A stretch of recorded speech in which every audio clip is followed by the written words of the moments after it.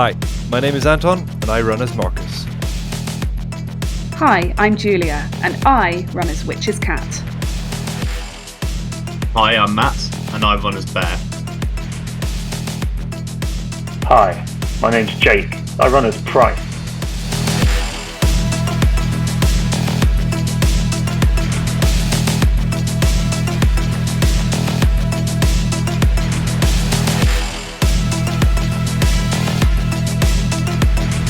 Welcome to London Underground.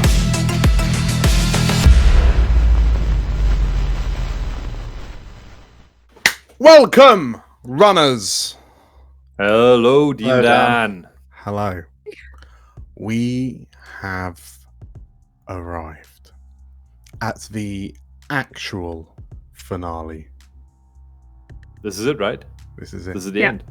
This, as you stand in the shadow of the final job, this is it. All roads have led to this moment. How are you all feeling about that? How are we doing on this chilly New Year's Eve? Nervous. Yes. Yes. Trepidatious. Anxious. That's a good word. Anxious. Yeah, Excited. That's a good one. I like that. You should be feeling all of these things and more, because yes, you have spent a significant amount of time doing some extensive legwork. You have joined forces with none other than Meridius's gang. Meridius, the leader, the ringleader of the shadowy underground operation. Who did once betray us, and we somehow forgiven him and taken a job with him. You saw they didn't. It wasn't personal. Yeah, but do we like Mary? I don't know. Do we like Mary? That is a question for the ages, and it's probably one that you should figure out very quickly because the mission is about to start. So, unlike other episodes, we are mid-mission, so there is no need to do kind of links or anything like that. But let's do a real rapid kind of recount of what has happened. So, obviously, you've been approached by Meridius, who's got one final job. He tells you that he's been tracking Black Phoenix ever since their inception, and like his entanglement with Black Phoenix, as well arguably as your own, dates all the way back to when you very first joined the Underground. In those heady days of the past, long before the fateful day which saw Black Phoenix destroy the Houses of Parliament in Westminster in a cataclysmic string of explosions, which seemingly were all pinned then on the Underground themselves, placing Mary at the top of Neo-London's most wanted list. Ever since that fateful day, you've been struggling to kind of keep afloat, as Shadowrunner activity is much more scrutinized than it was in the past. Your continuing journey has led you through a number of missions. You've met a number of interesting characters. You've overcome a number of interesting threats, right up until you were to receive that fateful call for a job to go infiltrate a party hosted by the international superstar Mardi Gras. Where at the party you met none other than Meridius Ortega in disguise as a art dealer socialite. It would seem that mission was more of an audition piece orchestrated by Meridius and his gang to see how your chops are, and seemingly he was impressed enough to then offer you this job: infiltrate the Blue Tree Tower in the heart of London and find out what exactly it is that Black Phoenix, who appear to have links to Black Phoenix, to Blue Tree, find out exactly what it is they're doing underneath the tower. It is inherently a two-team job. Whilst Merry and his gang will provide distraction, you will be pulling off the job in the depths of Blue Tree Tower yourselves. And so, after making your various preparations, some more successful than others, partly due to the intense magical conflux that's currently swirling over London, that is sending anything magical sending it a bit manic, as demonstrated by an earth elemental shaped hole tearing its way through a London suburb, seemingly originating from a small little parish church. Nothing to see here. Yep. You've made your moves. You've gathered your methods of entry and exit, having placed some explosives in the tunnels underneath Blue Tree Tower into the abandoned underground tunnels that were once used by the London Underground tube, like the tube trains. But yes, you now find yourself in the plaza outside Blue Tree Tower. There appears to be an impromptu rave, a flash mob, if you will, starting up, much to the chagrin of local Blue Tree security, which is somewhat diminished given the time of year. Even corporations might let you have a few hours off for the new year. And as the four of you look across the plaza to the four of Meridius's crew, so Meridius, Samara, his fixer, engineer, his rigger, and Cutthroat, his weapons team guy, with sincere nods, the run begins. So, Yeah. as over the sounds of the thumping bass which fills this area, as Rave Dave, Brave Dave! who once upon a time was but a wee ganger, whose life you so generously spared. We did shoot his friends, though. But yes. You did shoot his friends, but not him, most importantly. See, all roads lead to this moment. Because we are merciful. As Rave Dave shouts into his very low quality microphone, and his voice distorts out of his relatively low quality like amplifier speakers, and he starts bouncing up and down to the music, and a surprising number of flash mobber ravers start dancing, and the plaza becomes awash with a sea of cheap neon glow sticks. Ellie's media campaign worked out. Yes. You see Cutthroat and Engineer kind of break away from Meridius and Samara, and kind of head off towards what seems to be a nearby building. You are able to head towards the building. You see Meridius and Samara a short distance in front of you. Are there any things that you want to discuss while you have the somewhat anonymity of the chaos around you? There was something, actually. Plan, Marcus. Right, the plan, as always. There, you got your axe. Price, you got your magic. Cat, you got your hacking skills. And got my machine gun. Hold on, Marcus. You always do this. Like, you just say, you know, Ellie hack and Bear chop and Price do magic. Like, what's the actual plan, though? Cat, it's the magic formula. It always works, 100% of the time. It's I mean, bueno it has all so the time. far, but things have gone wrong. And I just think maybe if we had an actual plan. I mean, you say you're a tactician, but where are the tactics? Cut to an image of Marcus from Always Sunny with all the red tape everywhere.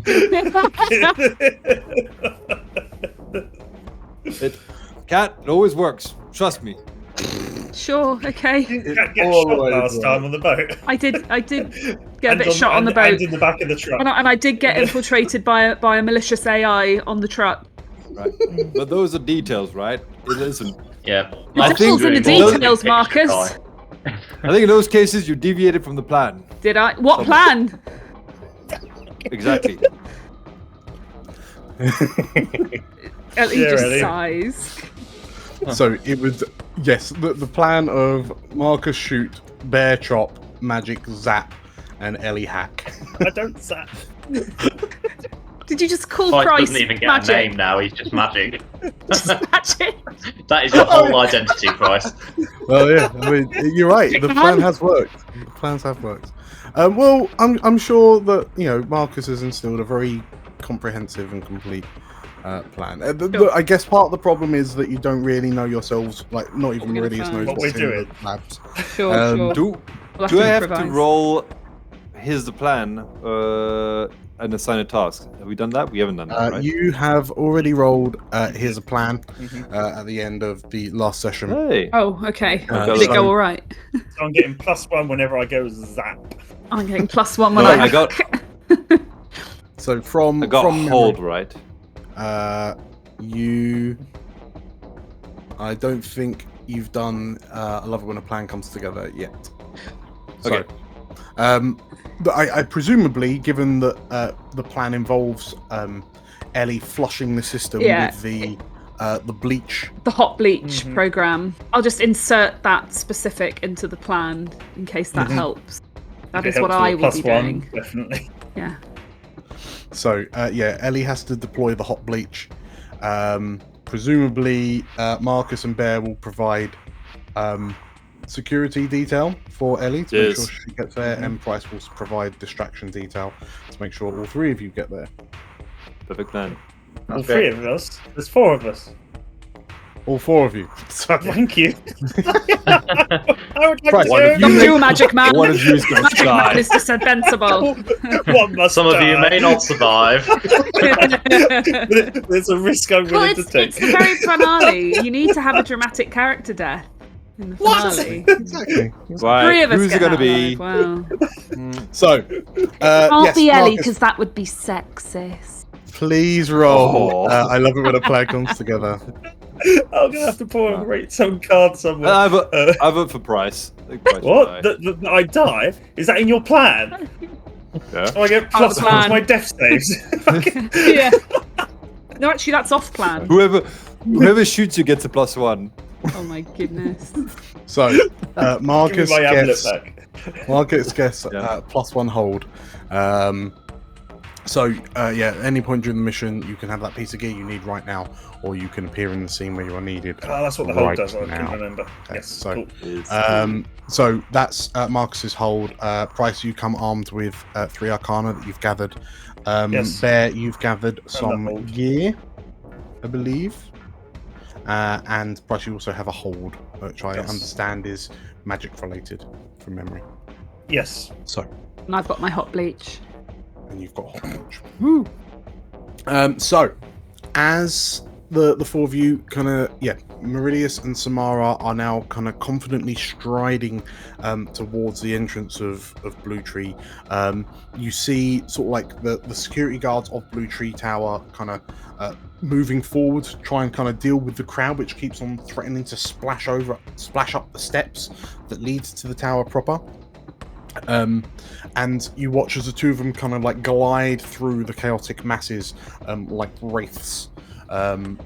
Meridius with his collar popped up and Samara's kind of pink cyber eyes gleaming in the darkness as sort of like fireworks and neon lights rain down on you partly from the celebrations of New Year's Eve and partly from Rave Dave's speedy setup.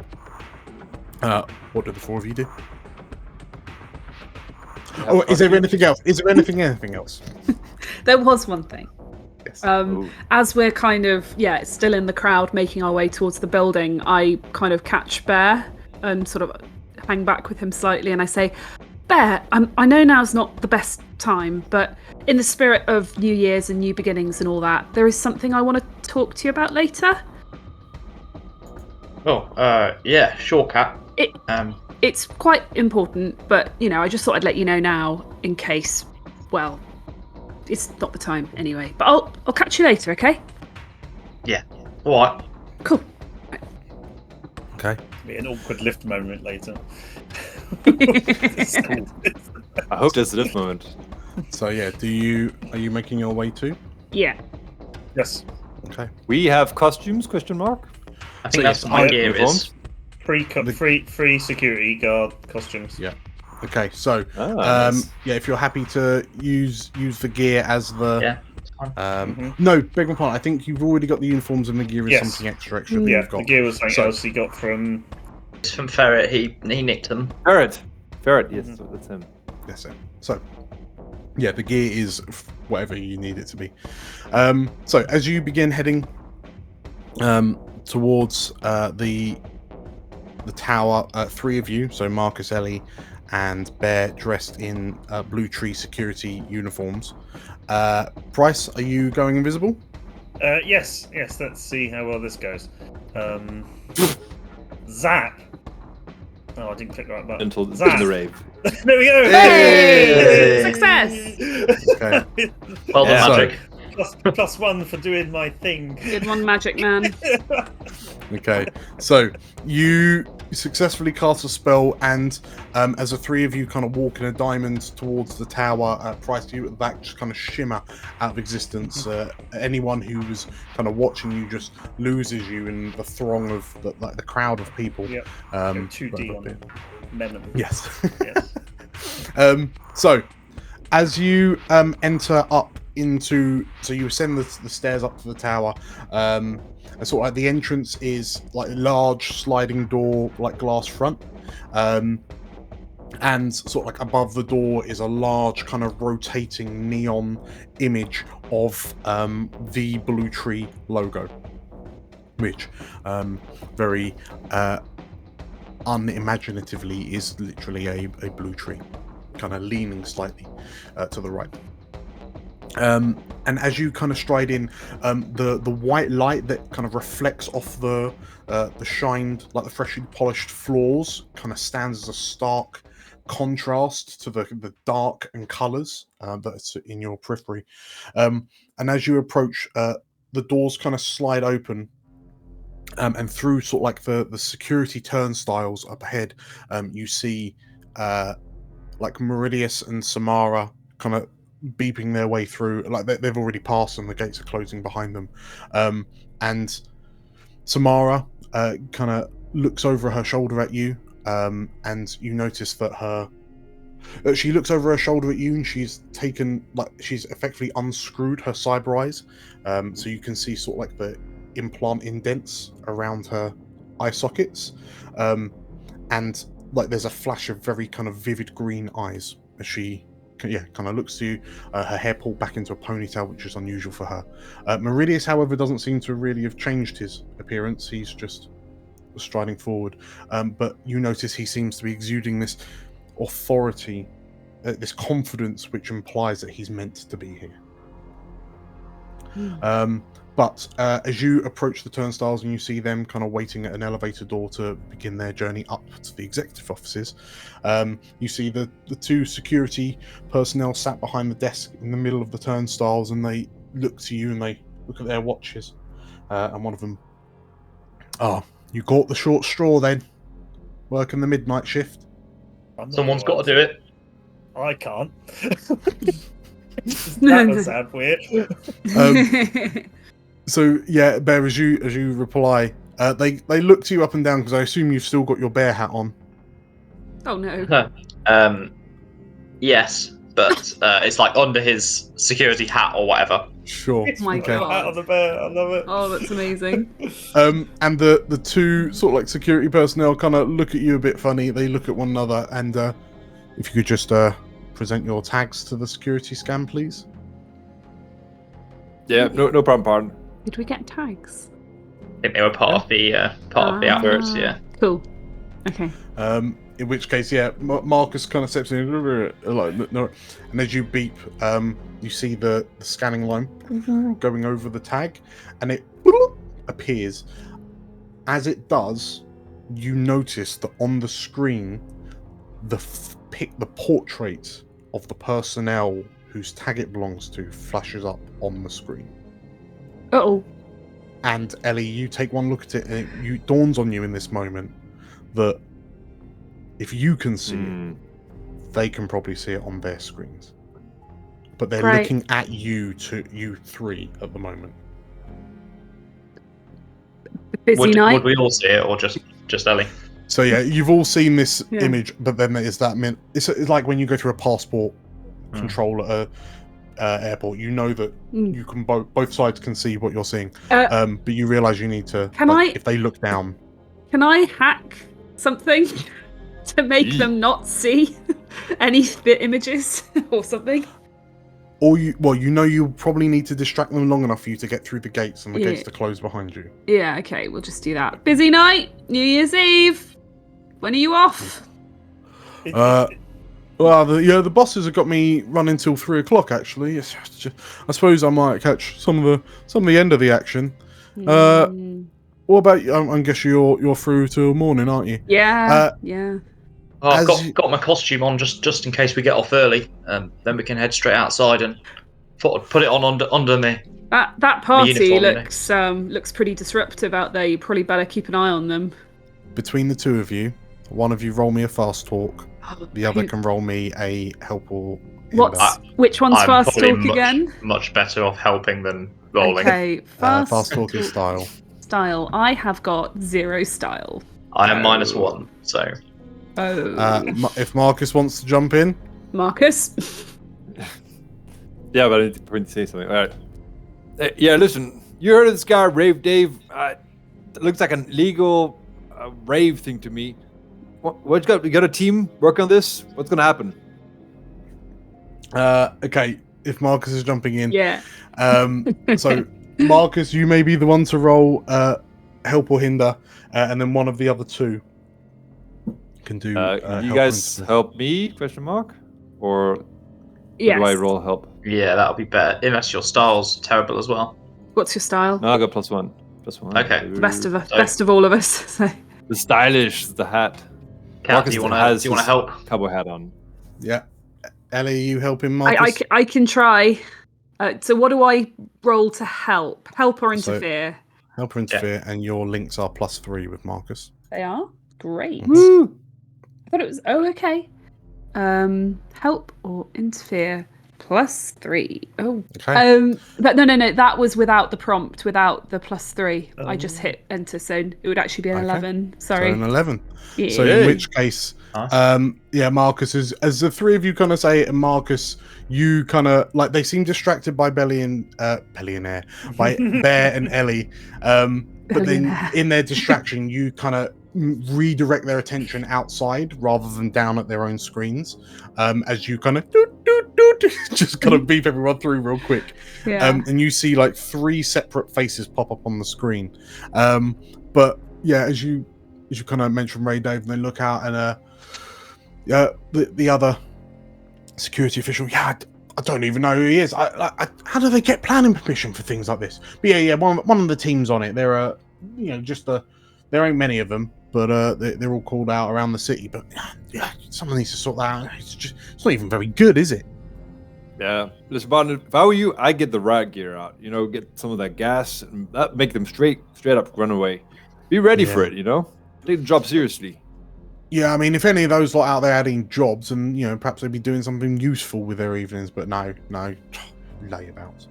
Yeah. Anyway, well, and as they say that, you've kind of all held it through, and the gates close just in time for the security guard to look down and the screen disappear. Ellie, you notice there's like an awkward shuffle in the shoulders as the security personnel realizes they didn't actually check who you were on the screens, and then that person then turns around and have a good night. Awesome. Okay.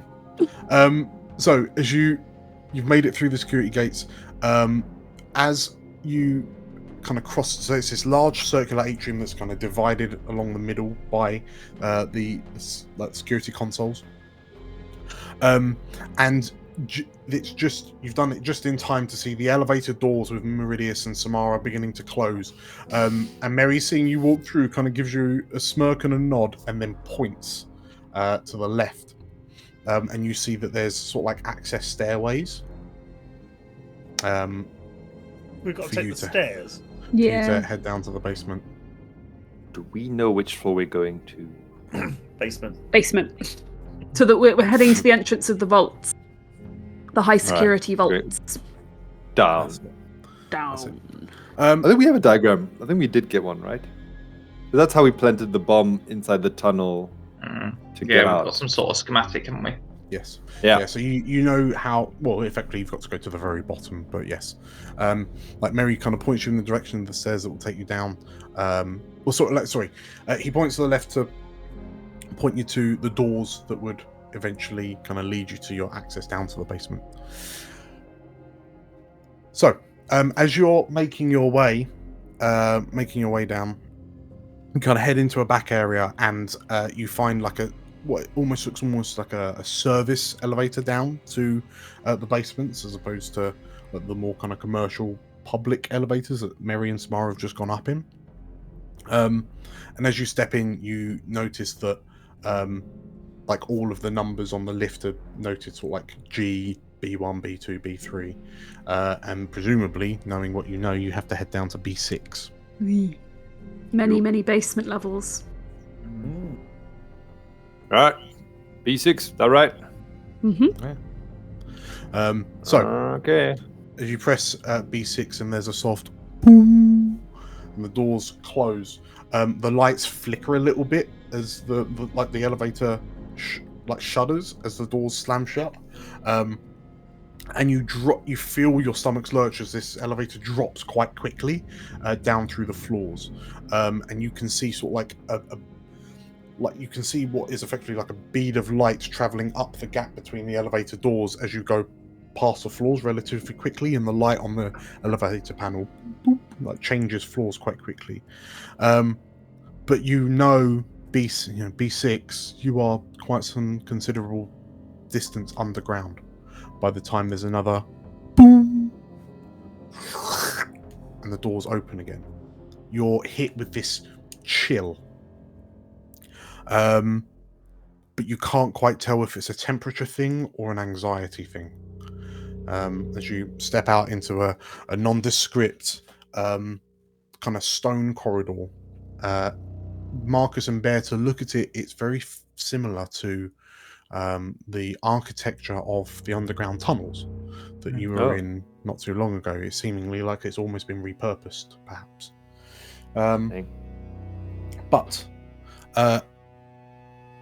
But as you step out, the lights overhead, like the strip lights, light up to reveal this corridor, which stretches to what appears to be a large blast door. And over the top corner of the blast door is a solitary camera peering down at you, like peering down at anyone who would be stood in front of the doors. Hey, we planned for this, right? This was part of the plan. For this. Yeah, you're the plan guy, Marcus. Yeah. I planned Kat, any chance you can turn off this? He's pointing at the elevator with his thick fingers. Any chance you can stop this coming down to this floor again? Seeing as we don't need to go out this way, right? Is there a terminal I can do that at, Dan? In the elevator itself, yes, you could. Okay. Like jack in and I could stick it on on B6, couldn't I? Almost. Yeah. So that seems like we're quite deep, so it'll slow Maxek down, won't it? Is there only one elevator? Well, is there only one elevator that goes this deep, or are there others? You'd notice there are a number of doors. There are 2 elevator doors down here. Okay. But you reckon if you were to plug in and jam one, you jam them both. Okay. Yeah, I'll do that, please. Okay. So as you jack in, please roll me a jack in and a console cowboy. Okay. Do I? I think there's my jack in. That just happens. Console cowboy. 9. Okay. +1. It's part of the plan. 1 hold. Oh, is it? No, so this is a slightly off plan. This is just a little embellishment, I think. All right. Stick in the elevators. So this is part of the plan. So this is +1 hold. We'll pop that there, and then we might just be getting rid of it in a sec. But okay. So you plug in your deck. So presumably you're not. Are you going in yourself, or are you just kind of doing it from your deck? From a deck. Let's do it from the deck. Cool. So fundamentally, you're almost doing it like wirelessly. So it'll be -1 while you're in here for what it matters. All right. So you kind of jack in, and you find yourself in what looks like you see like a constructed maintenance office that appears on your deck screen.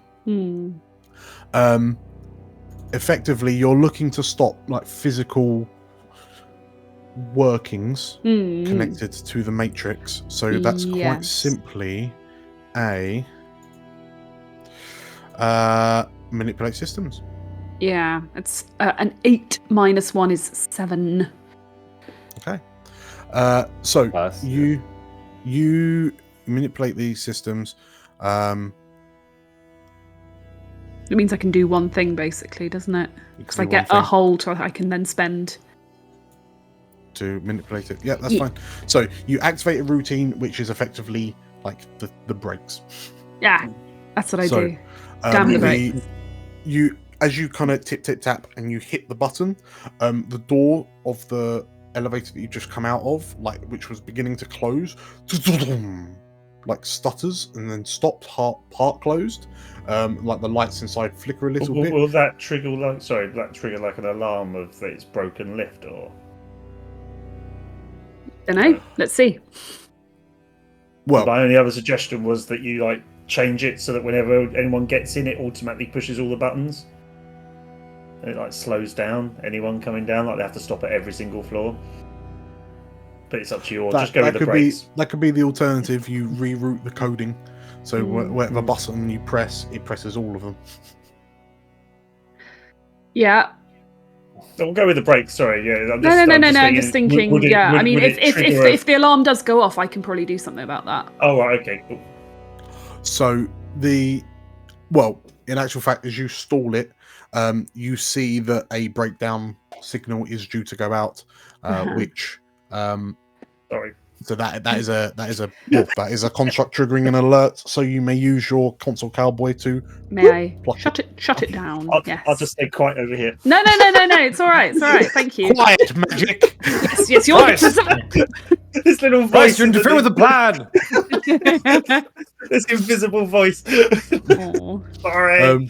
Okay, so Ellie, you see the alert pulse begin to go, and you shut it down with your console cowboy. For anyone watching, it's almost a nonchalant wave of the hand, kind of tip tap as you and stop. And yes, you like the elevator, like the lights flicker, they come back on. They're glowing red to show that there's something wrong with the elevator. But at this point, no one's going to come to check on why it's broken. Oh, sure. Thank you. With that said, you turn to see this blast door ahead of you. Looking at it, like Marcus, you suspect that this is one of those sort of like multiple feet thick reinforced metal kind of blast doors, like real heavy duty stuff, which is surprising in a sense. But you can see slathered across its the middle of it, like yellow and black chevron markings that say authorized personnel only, do not enter. All right, Bear, you got your axe, right? Have at it. Do you have your authorization in hand? Get it, chop it up. Bear. Go for Inspection on the other side of that door. We'll just wait it looked like an axe that a door that Bear can chop through. Done. You look at it, and arguably for the first time in a while, Bear, you experience something that you've never experienced before, and that is doubt. Marcus, I don't know. I never thought I'd say this, but I'm not sure an axe is the answer. As you say this, and you sort of like, Bear, as you're looking up at Marcus, you hear a comlink begin to, or you feel a comlink begin to vibrate. Whose comlink is vibrating? Could be Marcus. You're the leader. That's the only one who wears these things. Ah, damn it! Where did I put it? Wait. Marcus. Marcus, you hear like there's silence for a moment, and then, just to clarify, were you thinking you were going to get through that door with a fire axe? and you hear the voice of Meridius with a. You can almost picture the smirk on his face. I had a plan. And as you look, you notice that a little red light has appeared on the CCTV over the bulkhead. And the camera is like turned to look to you, and well, of course you did. And as per your plan, we have arrived in the executive suites. So, we can give you entry if you like. You just need to say pretty please. No, we'll do it. Don't worry. Price, there you go. It's for you. Call for Hello? you. I don't know who it is. Some stranger. Do you require entry to the Ellie just nods at Price. to the secret laboratories? I can't say. We can do it ourselves, surely. No, Ellie starts shaking her head. Ooh. Is there like a keypad on there to gain entry? Ellie leans over to the thing and says, "I'll say please." The invisible hand will pass the phone. Very good. And you hear a clack of a key, and like it almost feels like the floor, like the tunnel you're in, shudders a bit as these huge, heavy, like extra heavy duty locks begin and like hitting and scraping as they begin moving apart. And slowly but surely, this large bulkhead door begins kind of sliding down into the floor. Down. Down far enough that the large kind of 6-inch thick metal nubbins that would be holding it into kind of holes in the framework, they kind of become flush with the floor. And you, like, as the door comes to a final stop, and the floor seemingly kind of shakes underfoot again, Mary chimes through the comm link. The way is clear. And the whole part of the plan. Ellie does a little grateful hands thing up at the camera as she goes through.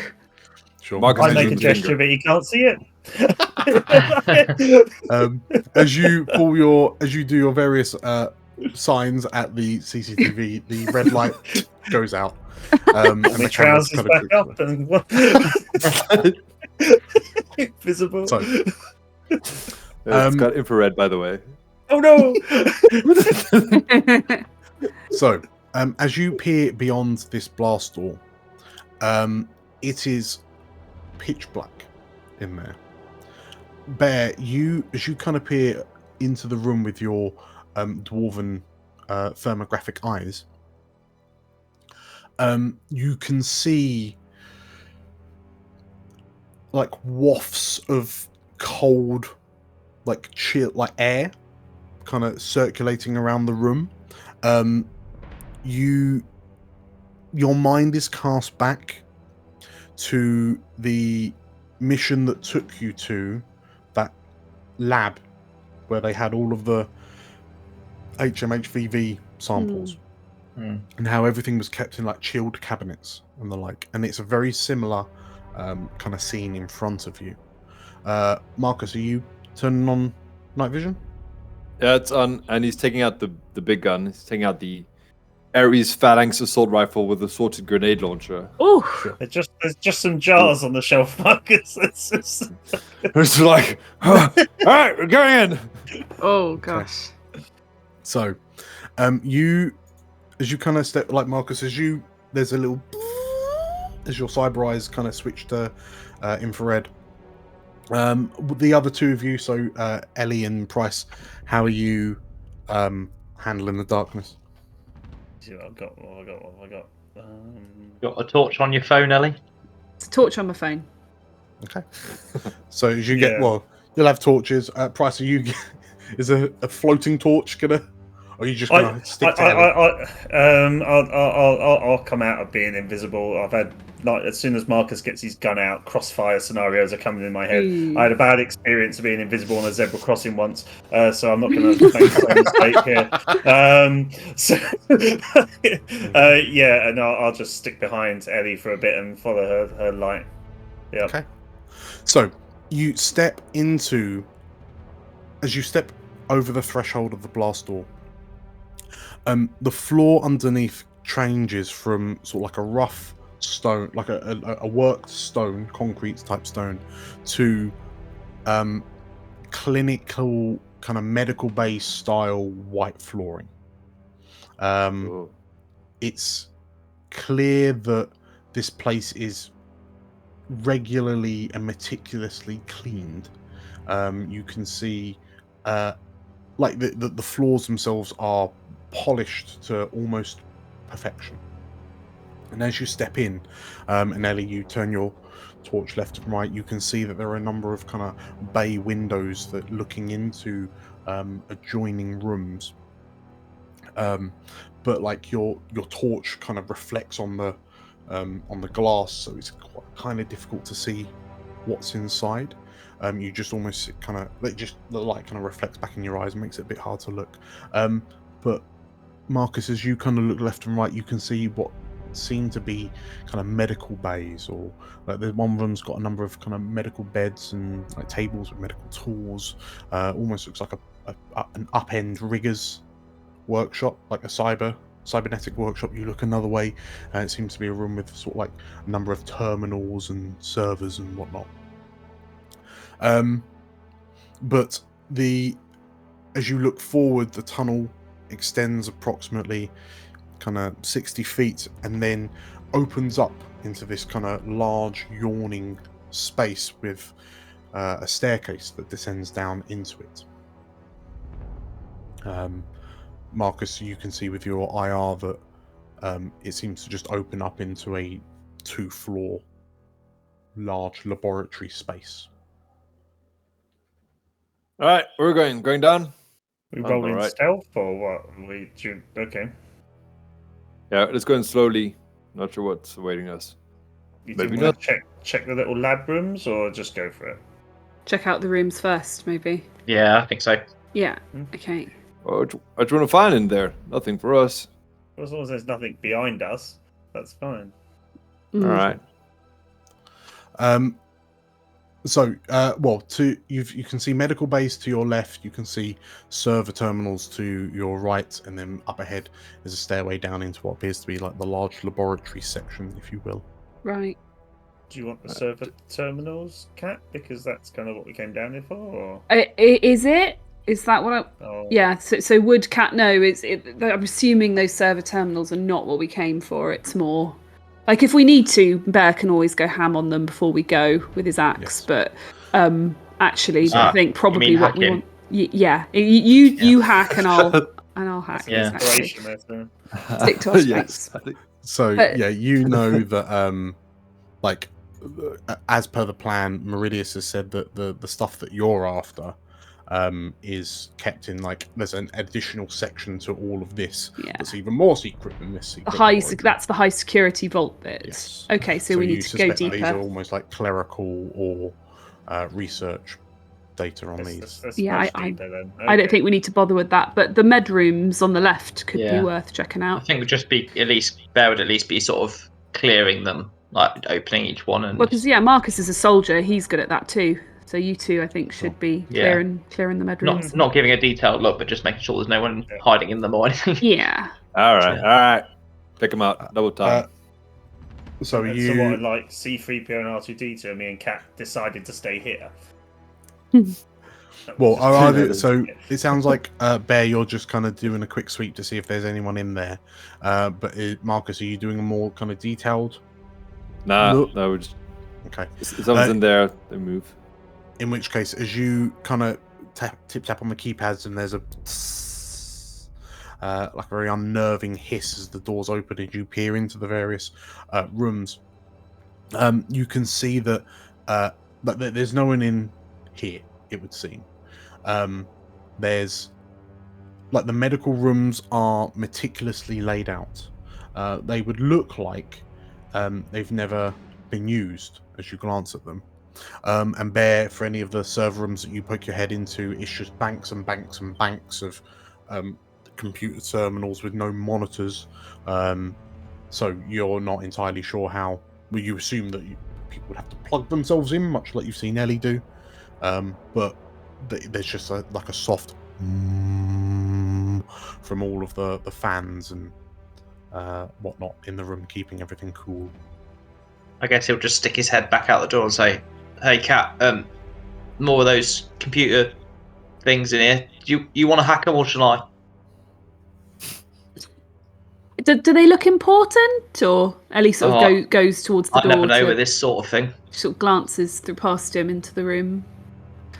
So, given the raw number of banks that there are, you would expect that this is where, like, given the gravitas of what Meridius is looking for, it wouldn't be contained on banks this size. No. Kind of thing. So you suspect that this is almost like the day-to-day running, like whatever operations they're running, experiments they're running from here, you suspect that this contains all of that data, like all the simulations. It might be worth having a quick look, because I think one of the things we wanted to figure out was what they're doing here. So would it be worth me having a quick look to see what I can glean? That'd be a good use of time. We're not going to get down here again, are we? Right. All right. Okay. Make it fast, Cat. I'll have a quick look. Pick 5. Quick look. So, quick, Jack in the console cowboy. Console cowboy is an 8. So you get another hold. Another hold. So now this is on plan though, because I was meant to be finding out what they're doing down here. So, but still, it's only a 9. But anyway, 1 hold. Sure. So, you get your hold, and the world that boots up is, you realise, almost featurelessly DOS-like. Like just black and white, like black. No one's bothered to make it look like anything. It's just no. Right. Like this, and this is a sort of thing, you know, you realise it's a sort of efficient programming that you would have if it's not for viewing kind of thing. Okay. But you can see a number of kind of nodes, like as you look out, it's very DOS, but actually with all the nodes that are connected to this kind of entry hub, it almost feels like you're stood in like a sea of stars. So just kind of motes of white dots and sort of like lines that trace to them, connecting all of these terminals into like a neural, like an interface that surrounds you like a cloud of stars. Okay. Anything? So what specifically are you looking for? Is there anything that might tell us, like what they're actually doing? Like anything about experiments or test results or like mission statement or anything like that? Sure. Data. So you kind of move along the data lines, like rifling through, like all at the speed of like electronic signal, like rifling through the various nodes to see what there is, and it's just banks and banks and banks. You notice that there's just a lot of data here to pass through, but the one that you just kind of presumably pick out at random. Yeah. Okay. As you approach the node, you see that it is currently locked. So under passwords. Log in. So if you want to try logging in. Okay. It's a success. Okay. Wait. So you sidestep through. So as you approach like what is effectively this watching eye, you sidestep it and just kind of move around and kind of phase through the barrier that it's creating, and you are into this kind of data vault. Okay. And as you sort of like go through and you start expanding the files to see what they contain, you find yourself surrounded, like in the middle of a sea of operational reports, product specifications, research notes of all matter of high grade, like military grade cybernetic enhancements and implants. Because we knew it was something about cyberware, vampirism, and AI, didn't we? That's what we've gleaned from all the stuff we've done before that's been connected with Black Phoenix. So knowing that, can I make sense of any of it? Well, as you start sort of like pulling the files together and kind of piecing together this picture, you realise that what you're looking at, like these vaults, are just the procedural reports and observations of the creation of the Black Phoenix cyber vampires. Oh, right. And you end up looking at what looks like, as you start overlaying the blueprints, you find yourself looking at what is effectively the Vitruvian Man, covered in all the cybernetics that make these vampires the horrors they are. Great. You can see, 80 to 90% bodily replacement for cybernetics, well below what should be capable by the human by a metahuman body. It seems to be almost exclusively human that become Black Phoenix, but then there's schematics for the hypodermic fangs. There's operational reports on the efficiency of different cyber limbs to promote the greatest amount, like the greatest balance of subtlety versus deadliness. There's in-battle combat reports. There's reports of how Blue Tree have been launching, triggering false attacks to lure out their own security teams, and then unleashing a number of Black Phoenix vampires on them to see how well they operate in a firefight. And as you look through the reports, they've steadily gotten more and more efficient at what they do until you reach pretty much a current day, where they're achieving a 98% mission success rate. Horrific. Okay. Incredibles. You see that in a subfolder off the back of the more recent folders is a file with an encrypted name. Oh no. Right. So what do you want for this one? It would be a compromised security. Compromised security. Okay. So I'm going to argue this is on plan. So I'm trying to figure out what the heck's going on in this lab. Please can I have a +1? Mm-hmm. Okay. Is there somewhere I can put... We'll just keep +1. I'll just keep it in mind. Okay. So 9, 10. So that success. bumps to a 10. Yeah. So you gain 3 hold. As you overcome the security, you realize very quickly that this data it's a proxy file. It's a proxy folder. So it's not being held on these terminals, but you can see it. It's like you're peering through a window at it, an impenetrable window at it. But as the name decrypts, it spells out 2 words. Oh boy. Project Orlok. Right. We don't know this.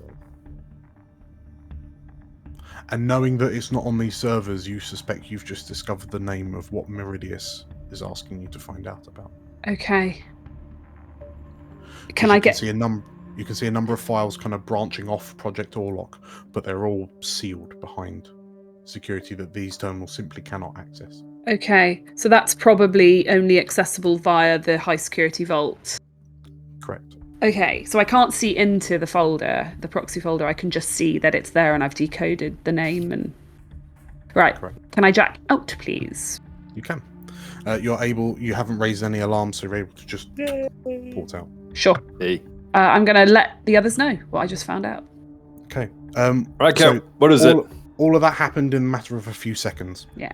So I explain that it looks, this is all... The data being held here is about the development of the Black Phoenix vampires and all their enhancements and how they do what they do. It looks like Blue Tree has been unleashing them on their own people for sort of data collection and enhancement purposes.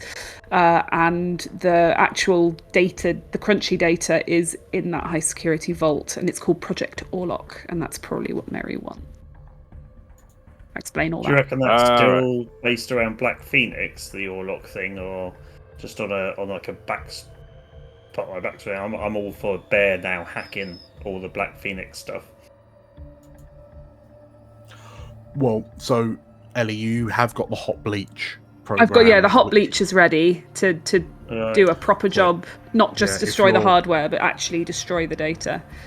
Yeah, okay. As long as you enter that into the right point. you'll be able to effectively flush it through the entire system. Yeah, we need to get into the vault. Reach this bit as well. Okay, onwards. Okay. All right. Sorry, that's not all, Marcus. What do we do next?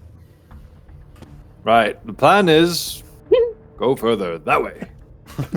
Okay. So as you descend down the kind of the double-sized stairwell down into this kind of large open space, your minds are immediately thrown back to memories of being in the hub, which would be the underground's kind of meeting grounds, which was set up in a large abandoned storm silo.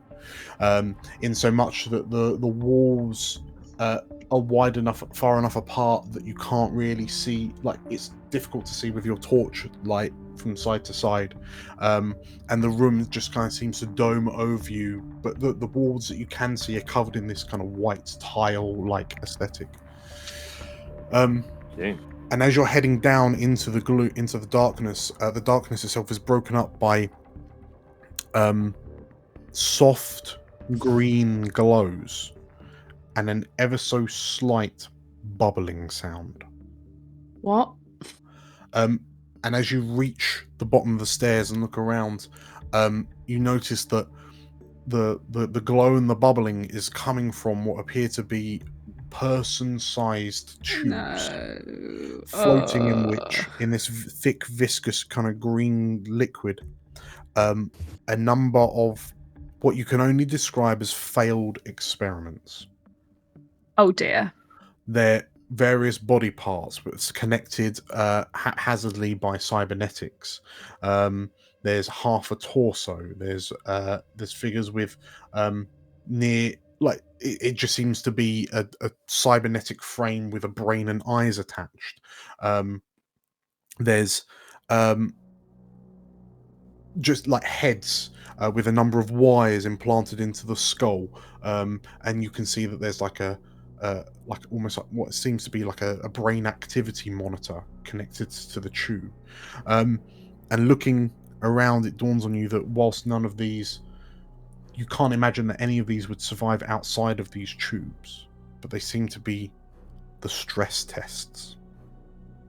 Nice.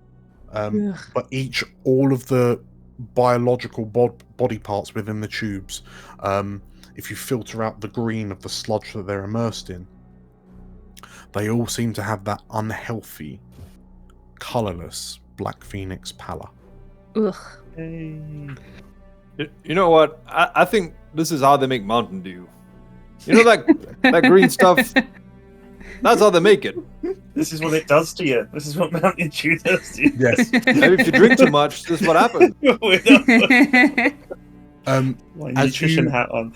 As you kind of find yourself in the middle of this laboratory, and you notice that like the room's filled with these tubes, and sort of like computer terminals connected to them, and various kind of testing equipment. You receive a message to your comlink from unknown number that says, "Let the fireworks begin." Oh boy. And as you get that, you suspect that this, like, Meridius and Samara have just begun their next stage of the plan, which is the distraction. Okay. Right. It is confirmed when there's a somewhat loud surrounding around you, and a number of low luminosity red lights turn on around the lab, and you realize, like, the lab seems to have gone into a high alert. Oh dear. Which would make sense if someone's just started shooting up the executive offices. Oh. All right. So they do destruction, we do destruction. Let's get on it. So does that mean that they've been set upon already, or that they have started creating distraction? They've triggered the alarm to draw everyone up to the executive offices. Oh, good boy. Okay. Yeah. The four of you, so as you kind of look around, and the room seems a lot, even less inviting now that it's lit up in low red lighting.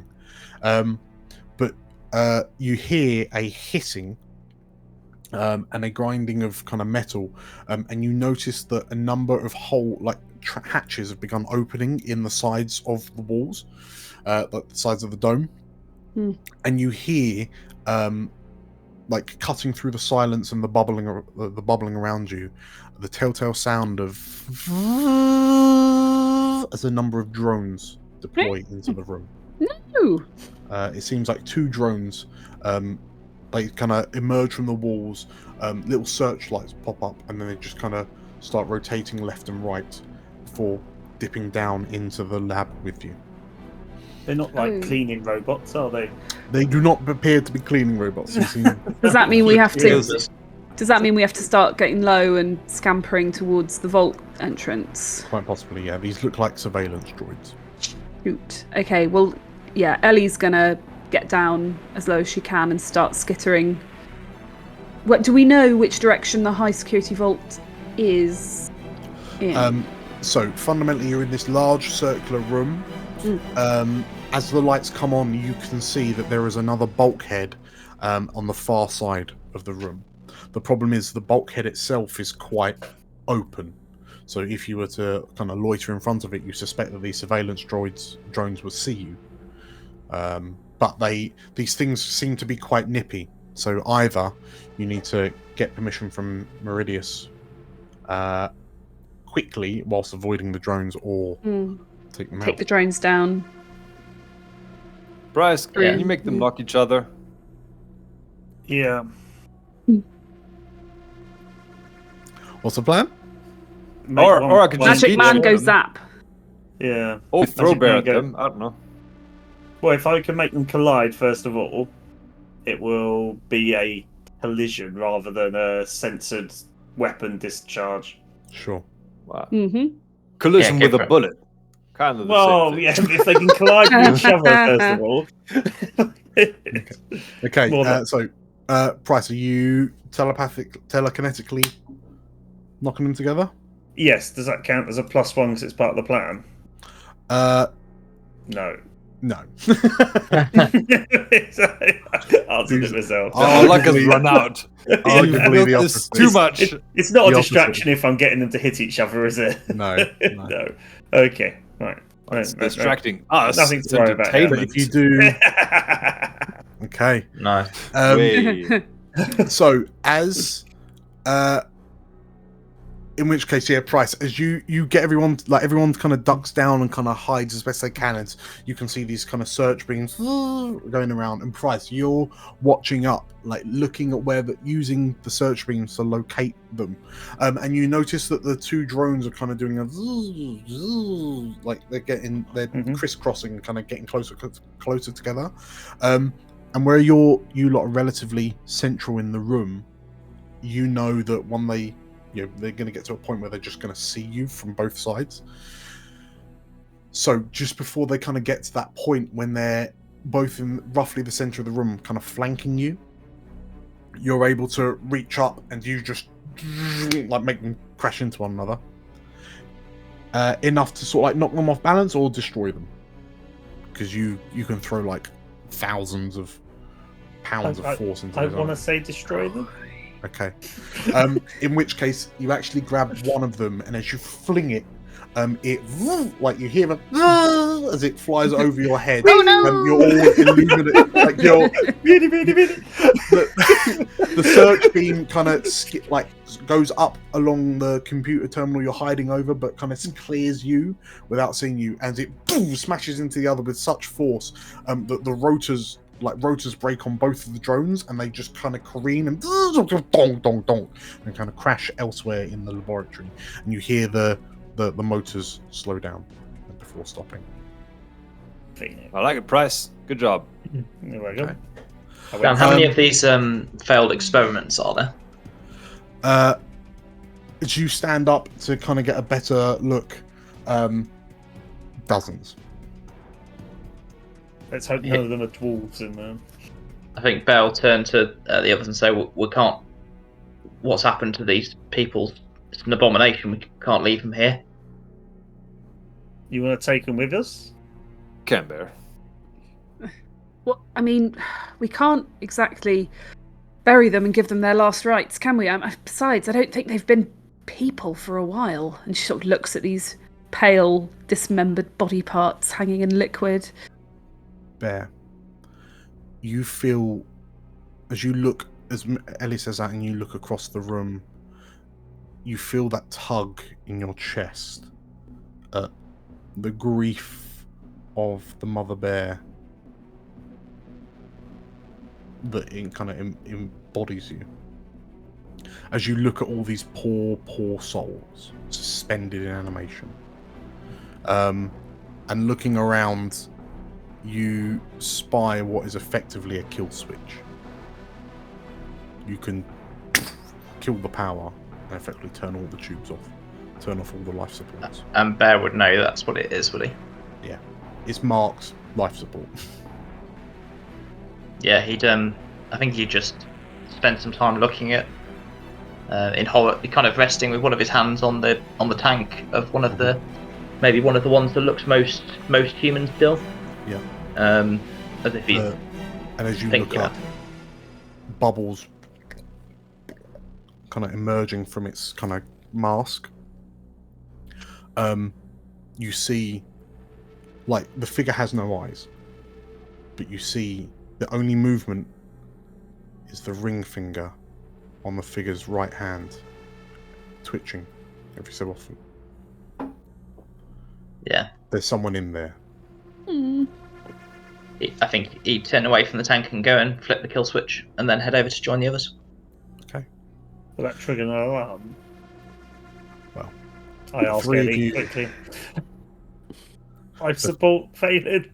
The three of you hear, like, there's a big clonk as Bear as you flip the switch. And you hear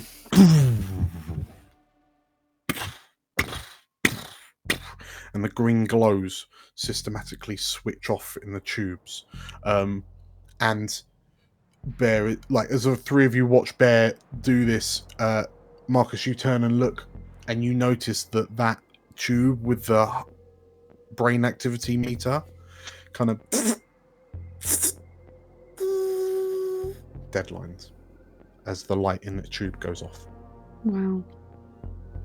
And Bear, as you watch all of the tubes kind of deactivate, as the last one switches off, you feel this wave of relief in your chest.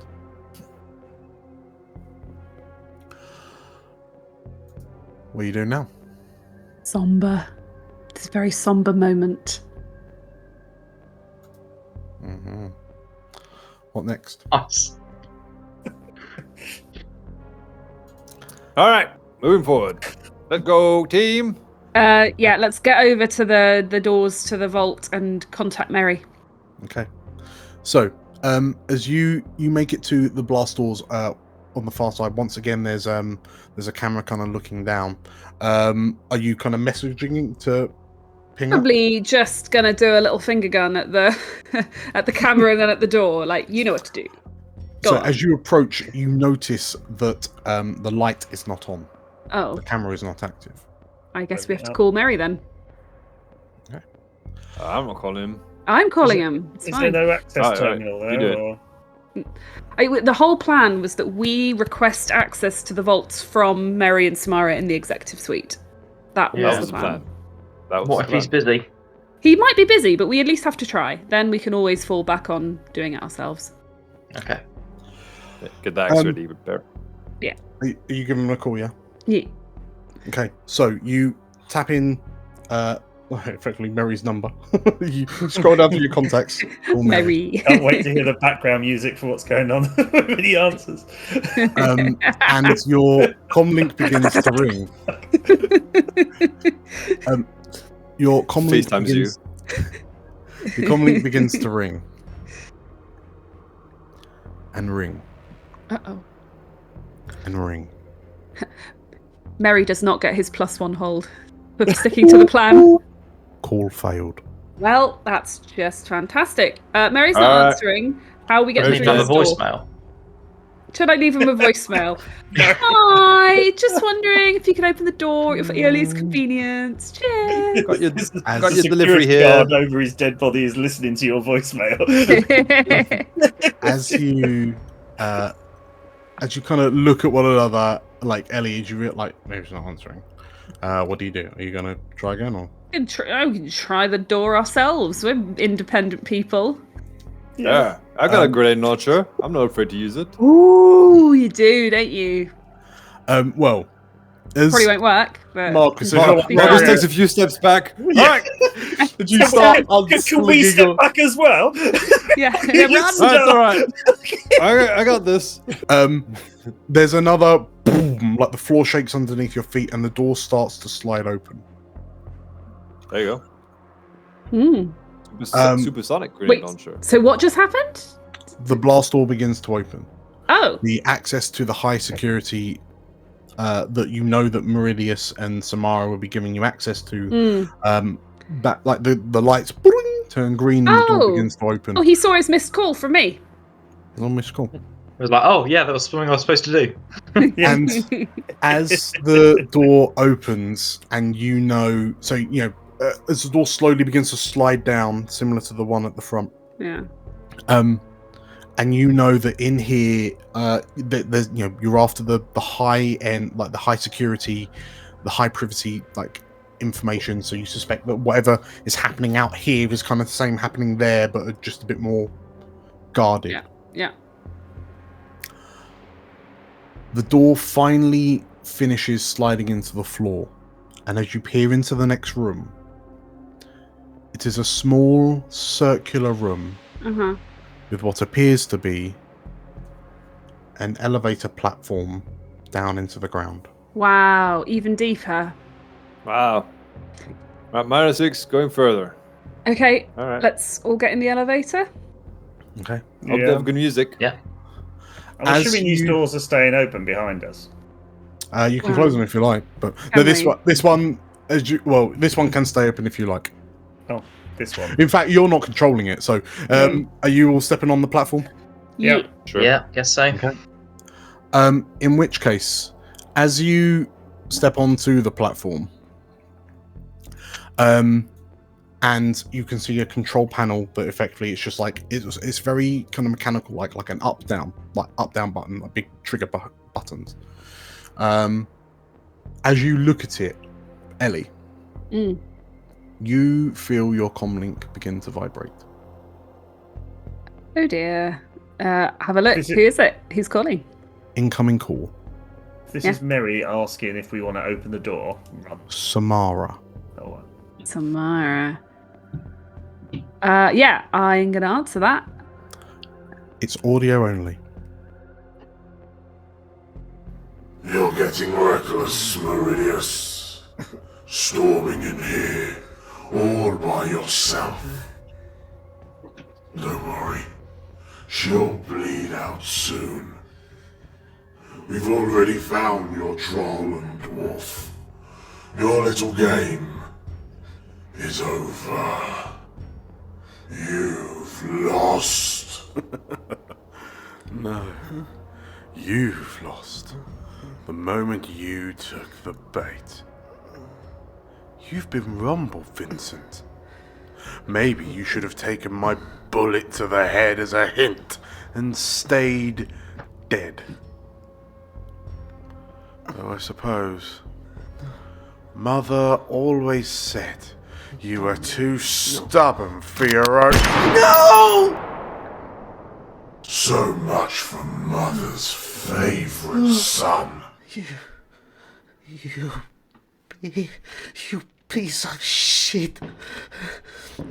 You'll pay for.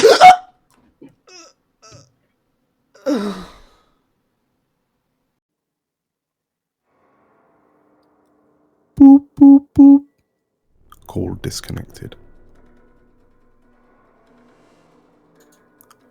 Yeah. You think we'll still get paid after this? I guess we're on our own then.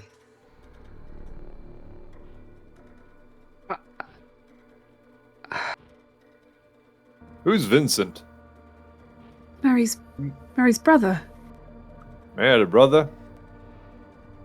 Sure he mentioned it, yeah. Is he a douchebag like Mary? He just shot his own brother. Yeah, he's a douchebag. You realise your distraction is no longer distracting. Mm-hmm. What do you do? We hurry up, is what we do. Let's get down the elevator. This is the slowest elevator ever. As you hit the button and you begin descending down into the ground. It's always the same music. Ellie. Go for me, Panema. It is. Your phone begins to ring again. No, stop it. What does it say? Incoming call. Don't answer it. Samara. Here, track us. I don't think so. Unless we can find something out or try and throw Vincent off the scent, try and make it... Can I answer and make it look... Can I ping it from somewhere else? Can I make it look like I'm in a different part of the building? Not in Turkey. He's going to know that's not right. Yeah, he's going through a last calls. Just pretend you're someone else. Well, yeah, no, this is it. He's going through the last calls. I want to ping it as if I'm somewhere else. Other side of the city. Like. Very quickly roll me and manipulate systems. Right. As you hack your own comlink. Yeah, I feel like I should get some kind of advantage style thing on this since it's my own one. You can have plus Send one. it to Ferret or Raspberry. Yeah, I can't wait for Cat's impression of Luigi's Pizza Palace or whatever. I failed anyway. Oh no! As you Why would I fail at that? Do our phones start ringing? You sent it to us. Cat, you just stopped me. As you begin hacking your phone to like try and bounce the signal off to another location, you feel like your phone, you realise your phone itself is being hacked. You put Apple Locate on. The call answers itself. Great. And as the call is connecting, Ellie, you are faced with a heavily cybernetic enhanced individual who looks eerily like Meridius. I don't know who you are, but you've chosen the losing side. And Ellie, the cybernetics on this man, who you presume is Vincent, seem extremely reminiscent of Black Phoenix. Right. As the elevator comes to a stop and you realise you've descended some more considerable distance into the ground.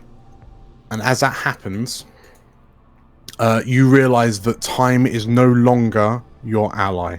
As it would seem that Black Phoenix know exactly where you are. Is that the action clock? Yeah. Oh, 3 o'clock, maxed. Oh no, it's never happened. Great. We've First never time. maxed a clock. Why'd you have to do that? Right, no problem.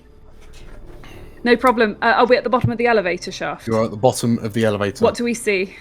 The lights illuminate, and you see that there appears to, like this elevator extends out onto this room, the circular room, opens out onto a tunnel.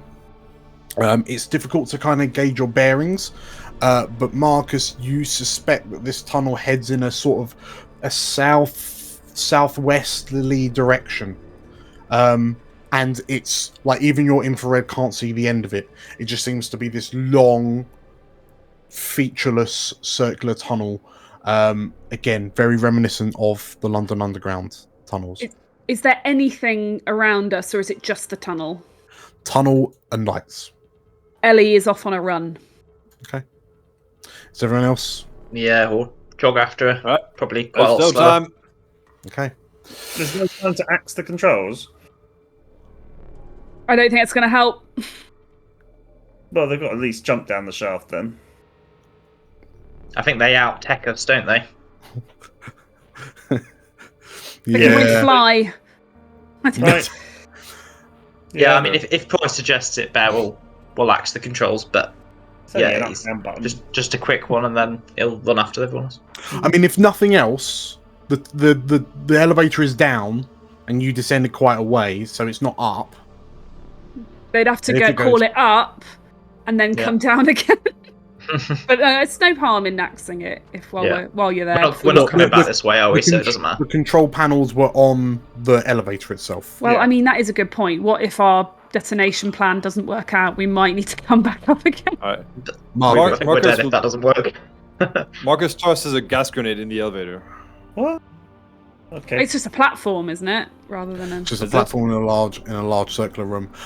But I would hasten to add that descending to B6 in the Blue Tree Tower was the public knowledge. You're deeper than that. Yeah.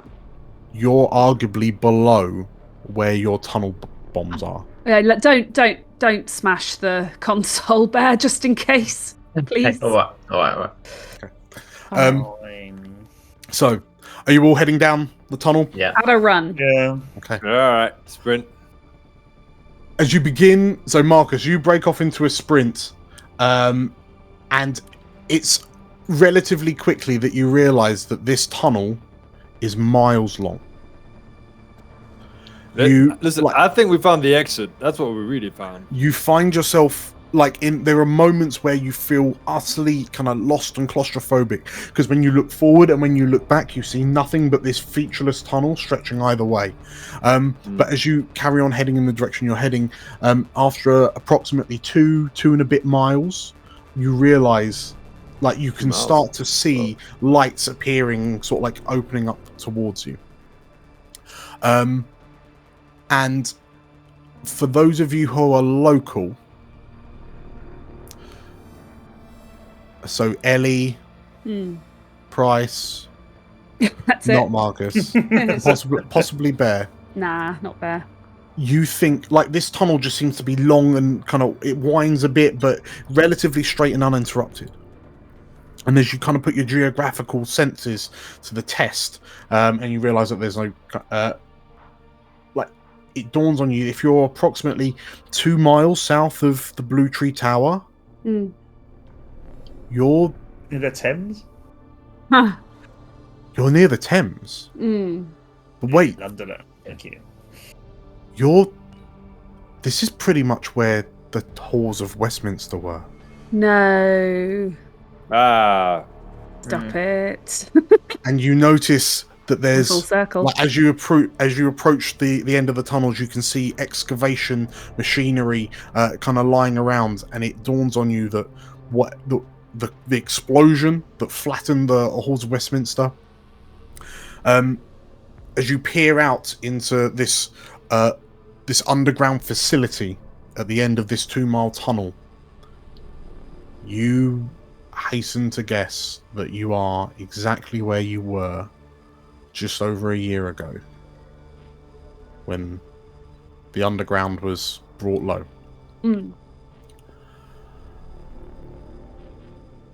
And this room is similar to the lab that you found previously, albeit smaller. There is a single test tube in the center of the room. Price and Bear, the two of you are struggling to breathe. And you turn to look to Ellie and Marcus, and they seem fine, and you realise the humidity that you can feel around you that clings to your skin like tar is the intense concentration of magic that lingers in the air. You feel as if you are at the epicenter of the magical vortex that's engulfing London. And as you look down into this room with this singular test tube, you can see a full-bodied figure floating in the brine. The figure seems heavily cybernetic much like the rest of Black Phoenix, but labelled in a cast metal plaque above its head. You see in capital letters the word Orlok. Okay. If they found a way to put magic into a cyber enhanced Oh my gosh. And that shouldn't be possible, should it? No. As you say that, the bubbles in the tube begin to become more vigorous, and the figure twitches and opens its eyes to look at you as it floats suspended in the tube. Stop it. Oh, he looks lovely. Where's the off switch? Nice guy. Friendly. That's what happens when you drink too much Mountain Dew. That is it. That's what happens. As Orlok looks up to you, and there's a frown on its face. Ellie, you receive another call on your comlink. Stop it. Who is it? Okay, you should really put one of them spam filters on. Yeah, you can get some sort of screening thing. I saw it on a bus, Ellie. You can. Yeah, it's for free. I'm aware. Cheers. Incoming call. Yeah? Josh. No, stop it. That's my brother. No. Too many brothers.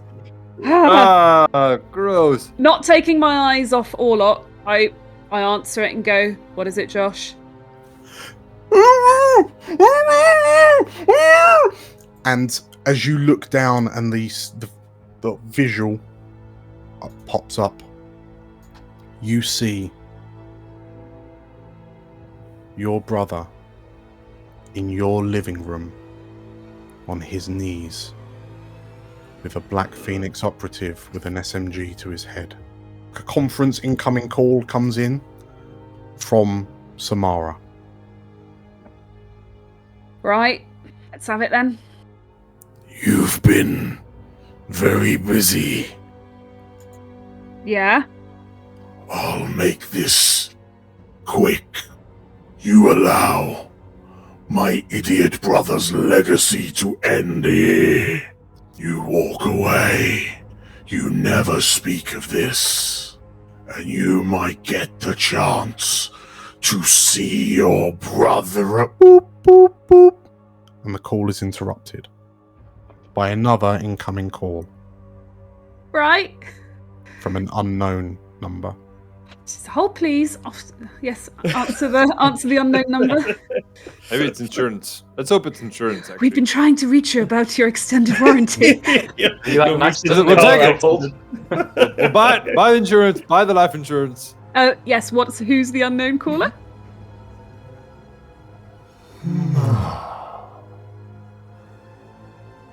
You've gotten yourself in a bit of a bind, haven't you, Witch's Cat? I wouldn't say I'm totally responsible, but yes, this is bad. It really is. So, tell me. And the face of the Man of Whispers appears on your comlink. Do you really think that Vincent here is going to let your brother leave without an extra hole in his head? I know he's not. Stop rubbing it in. I'm glad you're still making sense, Ellie. You had a bit of a wobble over a Calais, but perhaps you've had time to grow and develop. Perhaps you've grown to make the wiser choice. Listen, I know there's nothing I can do against an AI like you. Just tell me what you want and help me save my brother, please. Do you remember what I said?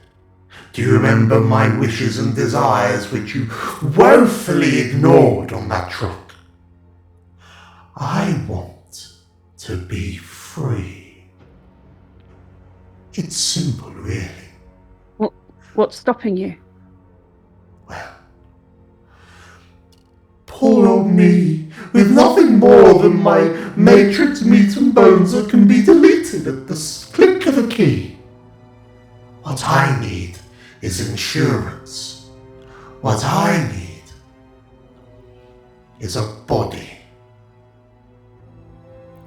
Here's the deal. That little gift I left you, that's got a sentient piece of me. It has all along. You upload me into Project Orlok, which I am so infinitely intimate with. And once I have control of Black Phoenix and all of its operatives instead of Vincent, I'll just deactivate the operatives that are looking to bring your brother's life to a premature end. You let me walk free. You let me experience the world as an AI never could. And all will be well. There's the choice, Ellie. Give me the body, and I'll give you your brother back. Boop, boop. The line goes dead. She looks up at the others. The others all heard it as the Man of Whispers had put it on speakerphone. Yeah.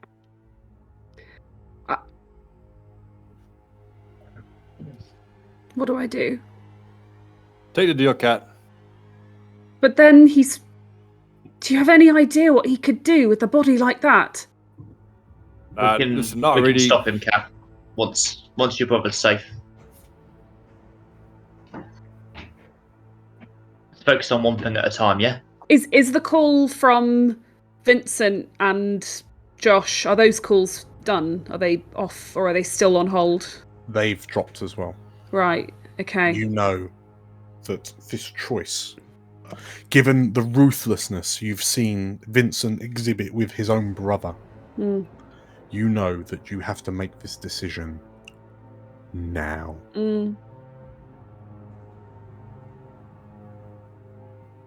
I say we do it.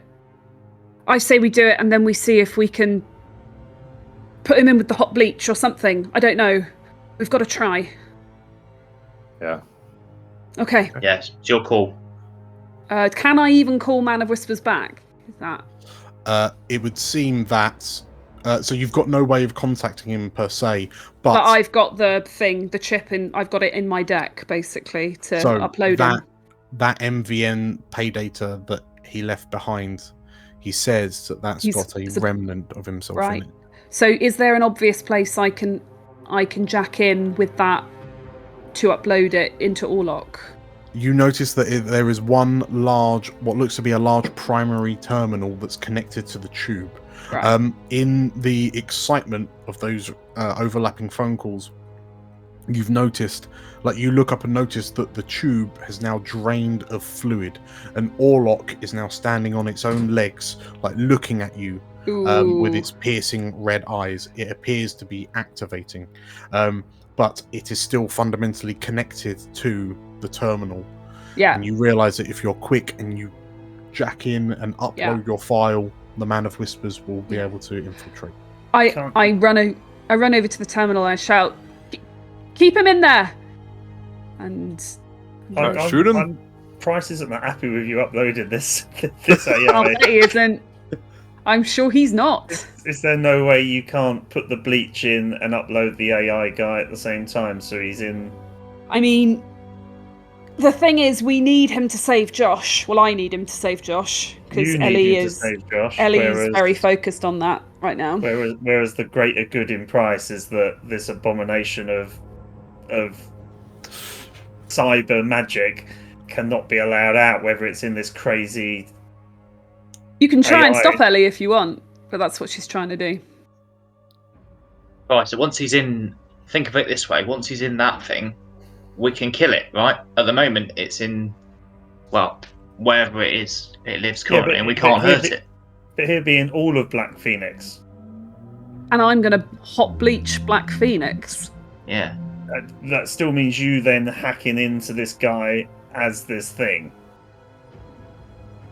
Does it? Yeah, maybe. To get the bleach in. Yeah. You've got to go in and face him.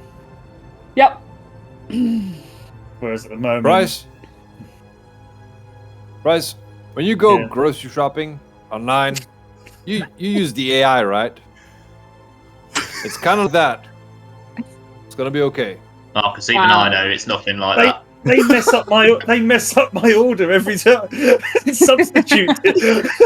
Ellie, what are you doing? If that's the worst that can happen, we can live with it. We can live in a world where they mess up your order. I know it's your brother, Ellie, but... Do you have a brother? Do you have anyone you actually care about, Price? Yeah, the family that their entire building of worship got destroyed in order to try and make us get here. Destroyed everything to try and make this work. Which family was that? Sorry, this is out of character. That's when I created that giant elemental and it basically blew up the church. So it's your fault. Yes. You didn't have to do that. Of course I did, to try and make sure this mission worked. You had to sacrifice. Then nobody else has to die over this. We do it and we deal with it after. Priorities. The priority was the mission to get in here and stop this thing. We could literally end Black Phoenix now. That mission has gone well sideways by now, and you know it. Through the one change of your brother. Right, yeah, we're running out of time. Mary's dead. Samara's dead. They're coming down on us. Orlok is about to kill us. At least the man of wisdom. And you can literally turn Orlok off now and end it all with that bleach. They could already be in the lab already starting to take all the Black Phoenix servers apart. I don't like this. I don't like this at all. Do it, Cat. What's Cat doing? I think she's just going to say, "I'm really sorry, Price," and she's just going to go ahead and do it. Unless he damned us all. No. As you jam in your cyberdeck jack-in lead, and you hit upload, you hear like Orlok turns to look at you and bangs its metallic fist against the side of the tube. Shut up! And like you can almost see the data kind of transferring along the leads to the wires connected to the metal plates on Orlok's cranium. And Orlok kind of stop, shrink and expand erratically. And then it twists backwards and lets out an unearthly scream as the wires on the back of its implant start fizzing and crackling to the point where you can hear bones cracking and servos whining as this thing contorts. And Orlok looks up at you, Ellie, and wraps its metallic claws on the inside of its test tube.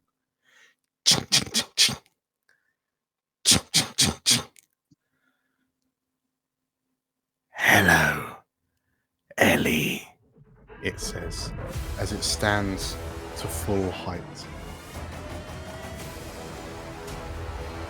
Thank you for making the right decision. It looks around at the four of you. You must be Ellie's friends. I've waited oh so long to see you in the flesh. Pleased to meet you. You can call me the the Lord of Whispers. Let's grab a quick break. Okay. Did we do the right thing? We don't know. No, well, I don't think this is Shadowrun. There's never a right thing. No. See you in a bit. All right. See you soon.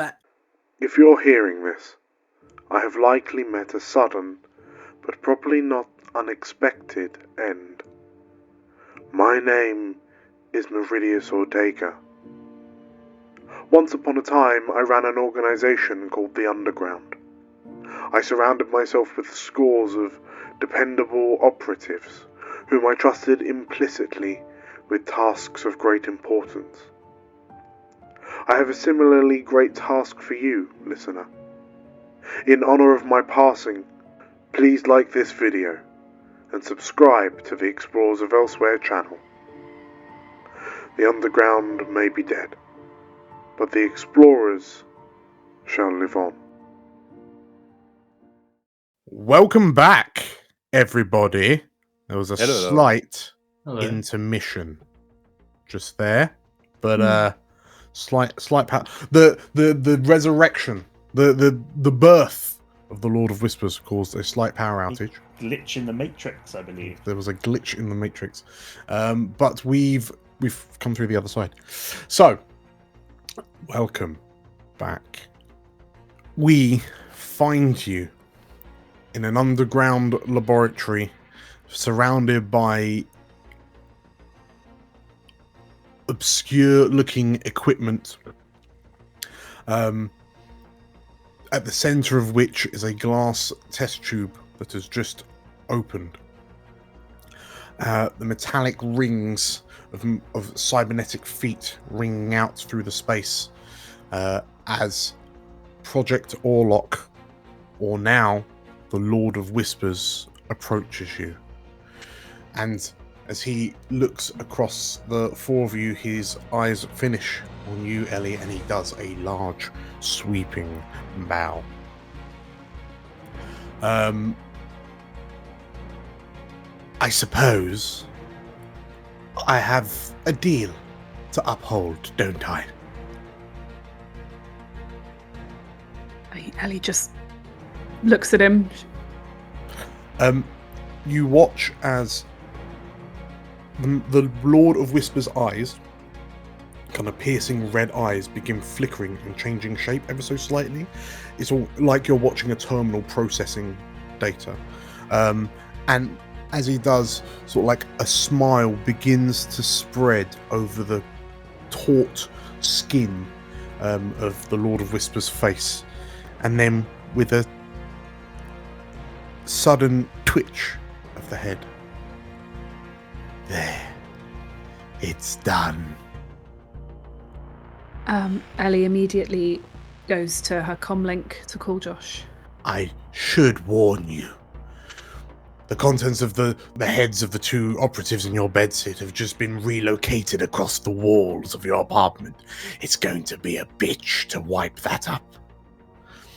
And yeah, the comlink rings.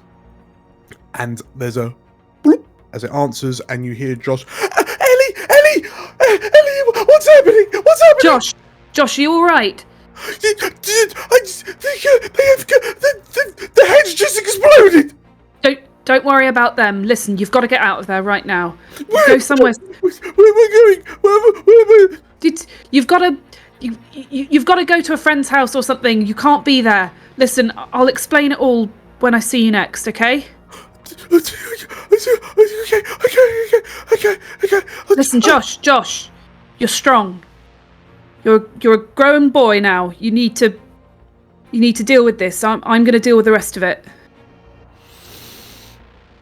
As you soothe your panicking younger brother, like his frantic kind of breathlessness begins to slow and calm, and though you can still hear him kind of sniffing and sobbing,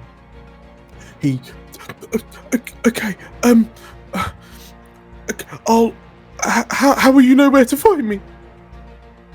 I mean, I don't know.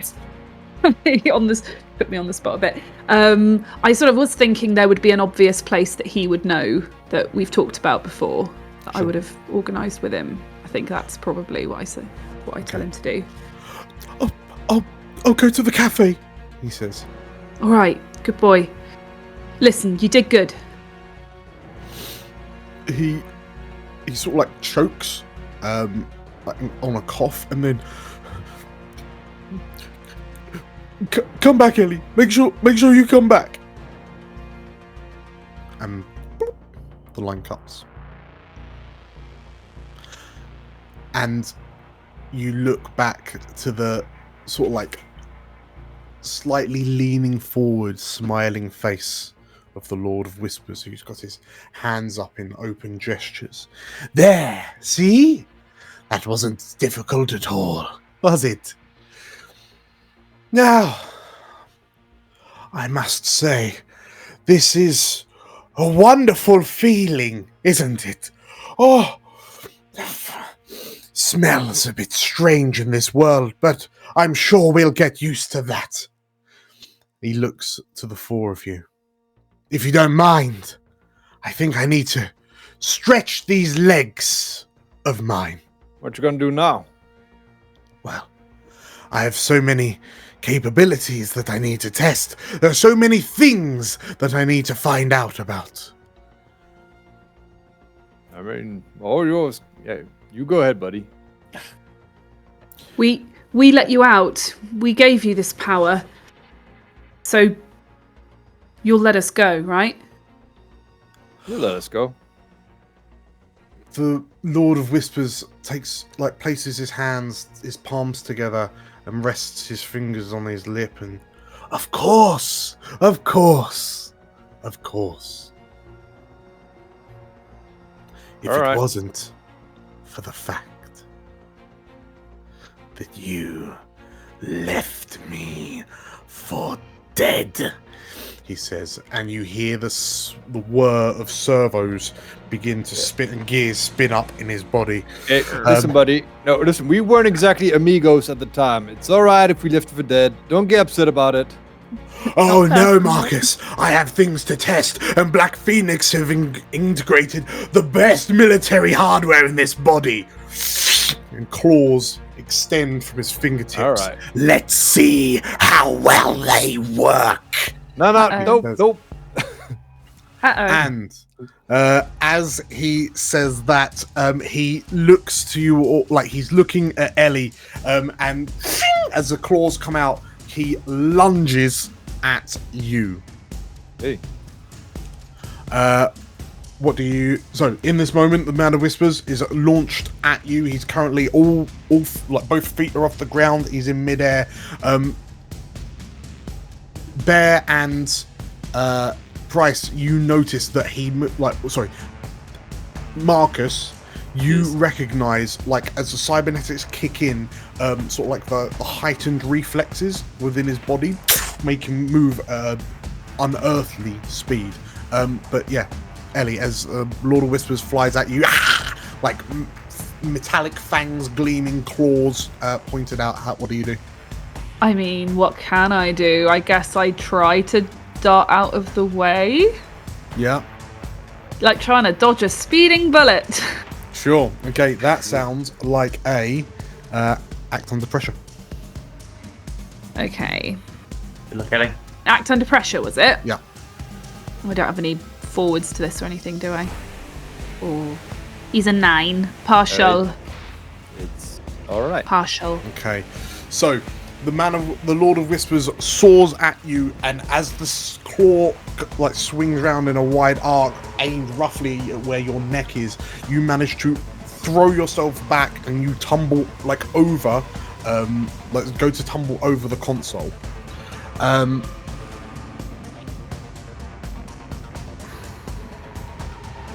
I will let you have the choice of taking the hit and getting slashed, Ugh. or the Lord of Whispers, you manage to dodge out the way, but his claw damages something else. I don't like either of those options because I'm very squishy, but I also need my equipment to save the world. So Bear can heal to a certain extent. Okay. If that influences your decision. Can't Bear also get in the way of attacks and stuff? I will do if I'm given the chance to, but it doesn't sound like I have the chance at the minute. Which was the amulet I gave you? Was the one to give you extra armor? Yeah, I can activate that, but it will also light me up like a Christmas tree. But it's plus 2 armor. What does that mean? The plus 2 armor? That means I don't take quite as much. 2 less damage. I mean, he's going to do something. He's going to do some crazy amount of damage, isn't he? Use it. 2 less. 2 less. Okay, then I'll take the damage. But I'll activate my amulet that gives me plus 2 armor. So, you all watch as, in less time than it takes to blink, the Lord of Whispers flies at Ellie, and there's a scream as, his metal claws puncture into the side of her neck and tear forward. But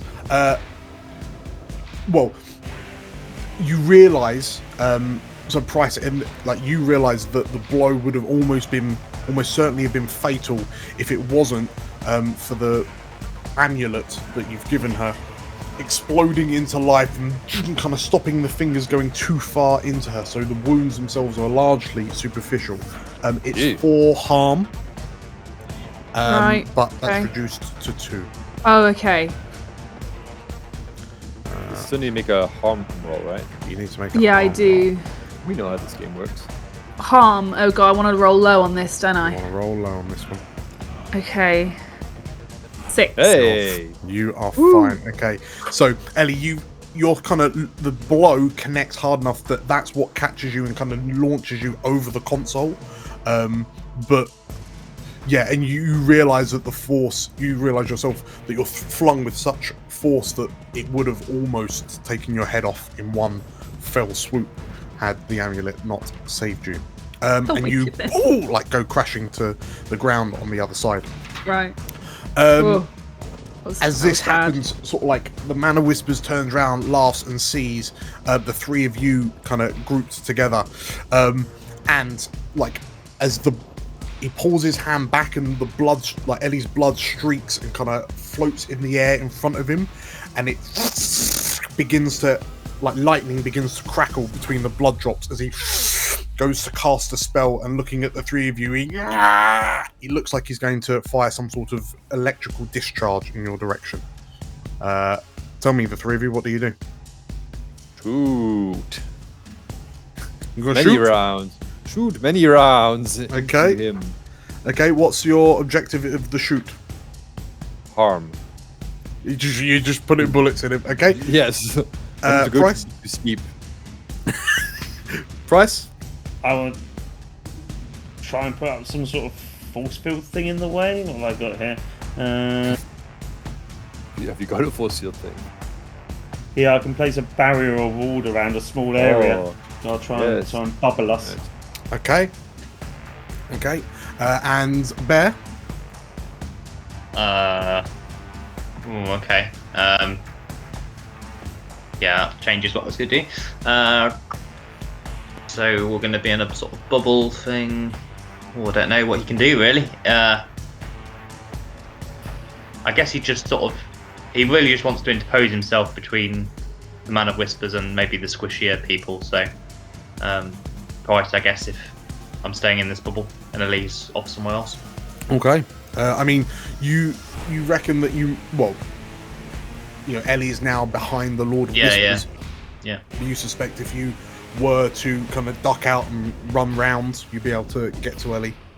But yeah, if I can put myself between Ellie and the console and the Man of Whispers, that would be good, because then she can do her thing.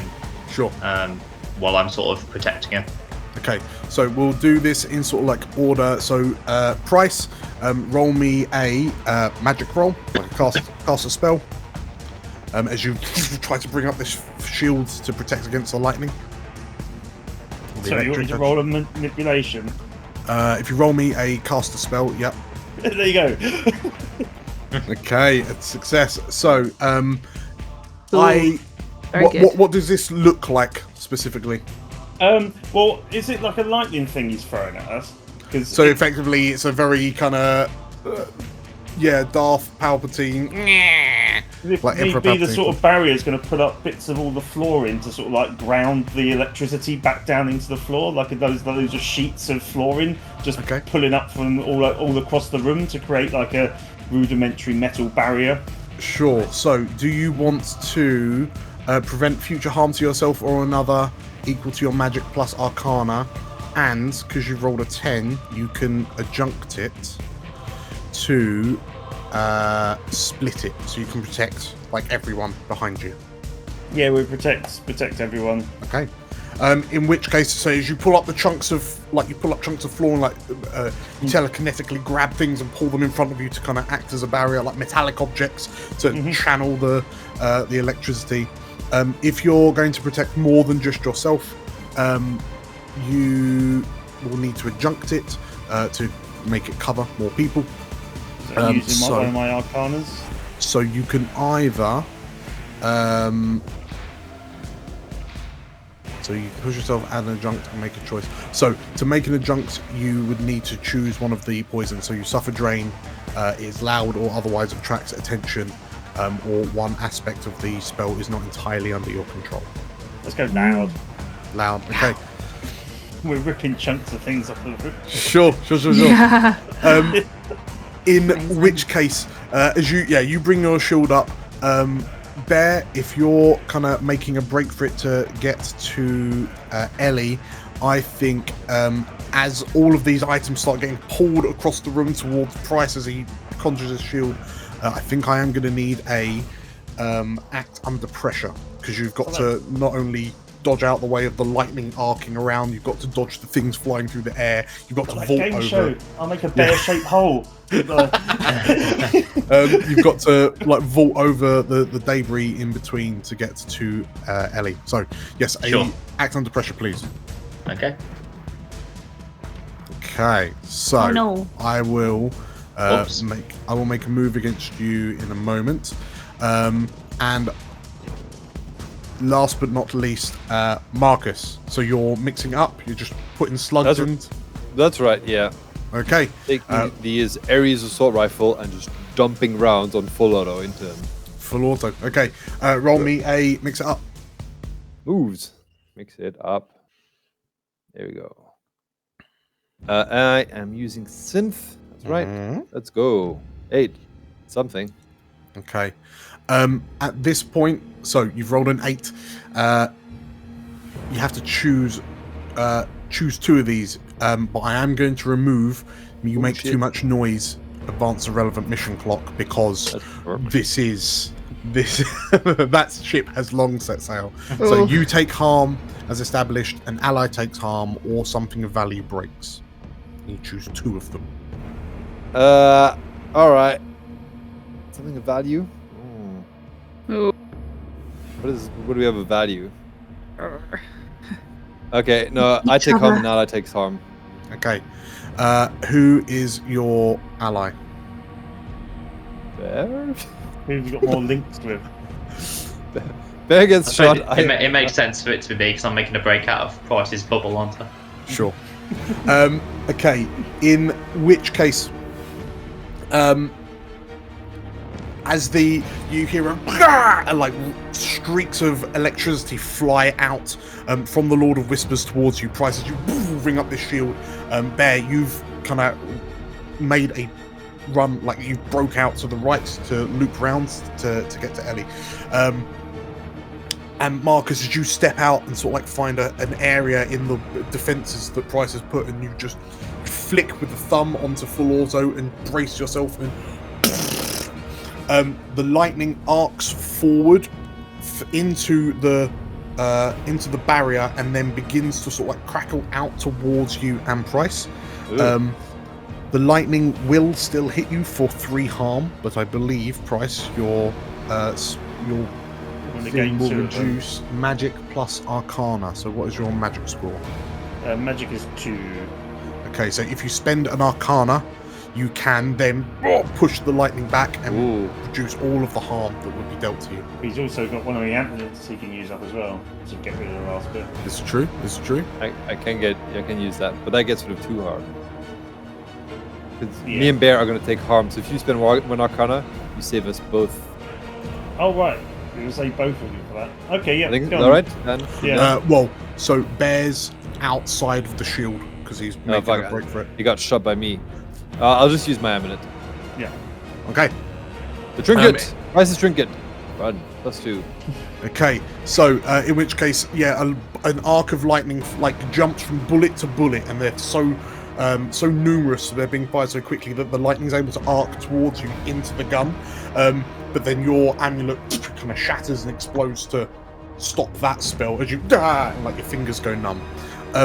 Bear, one of the lightning bolts will arc out and touch you, like zap you for 3 lightning, so 3 harm. Have you got anything key based? I believe you probably do. I've got my armored jacket, which is 1 armor, and then I've got that's mystic armor. So, that just affects my harm move, so I don't need to worry about that. So I'll activate my amulet as well, I guess, to drop that harm to 0.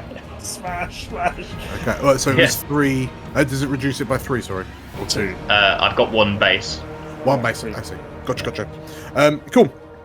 In which case, the amulet also fizzes as the amulets respectively break as he finishes off the spell. And there's a cackling laughter as the lightning kind of dissipates. Yes, Anton. So Marcus's damage, he does 5 harm. 3 from the rifle and 2 from the what's it called, from his implants. Okay. In which case, all armor-piercing rounds. That's not what I want to hear, Marcus. So that's armor-piercing reduces by 1. Did I hit Bear with the rounds? No. Okay, that's the one. Yeah, all at the Man of Whispers. So as you put a number of shots in, you notice that the bullets are like piercing into the Lord of Whispers, who kind of ricochets a little bit. But you notice that the armor-piercing rounds are still they're penetrating, but they're not passing through. And there seems to be some thick dermal plating underneath everything, which so they're stubbing out and bouncing off him, but they're leaving kind of relatively grievous wounds. You realise that the armor piercing is fundamentally negating some of the protection of the dermal plating. Gotcha. Question: do I make a harm roll? You do, yes. Actually, you and so Marcus and Bear, because you've taken 0 harm. But you still won't make a harm roll. But I have to make a harm roll. Okay. Yes, but you get a big fine. You are fine, Marcus. Marcus going, yeah, full auto. Okay, so Yes. Bear, you Overalls. you shake off the electricity judders. You are both absolutely Holy fine. shit, you got -4? How have you got -4, Bear? It actually should be -5 because it's a combat spell, right? Yeah. He's using. Yeah, it's a Tattoos. -5. lots of Holy tattoos. shit! I'm rolling straight. You got -5. Damn. Nice. So, at this point, Ellie, you've just heard you kind of come to a little bit like your neck is burning, but you can hear this kind of laughter, the sound of automatic gunfire, and like you stand up and you're on the other side of the console, and you can see sort of like there's all these sorts of bits of like concrete and like metal. Like screens and monitors that are just like crashing to the floor. Some of them look like they're smoking, and you have no idea what's just happened. Oh dear. What do you do? I think probably instead of standing up, I probably stay down and try to get to wherever I need to get to plug in. Sure. Yes, you can see like there's a console relatively nearby that you can jack into. Because you know that the Man of Whispers, like, this is going to be an inherently kind of matrix-ridden place. So, how are you planning on getting to the console? Quickly, quietly, directly, sneakily? Definitely quietly. Okay. I'm going to stay low and try and, with as little noise as possible, hopefully while Man of Whispers is somewhat distracted, make my way over there. Sure. I have a question. Yes. Who is the most skilled, powerful, knowledgeable hacker Ellie knows? Would it be Ezekiel? Or not Marcus? Would it be Ezekiel, or would it be someone else, like someone that she met through the underground, or I mean, Samara was a top end hacker. Isn't she dead? You know, she's dead. She's dead.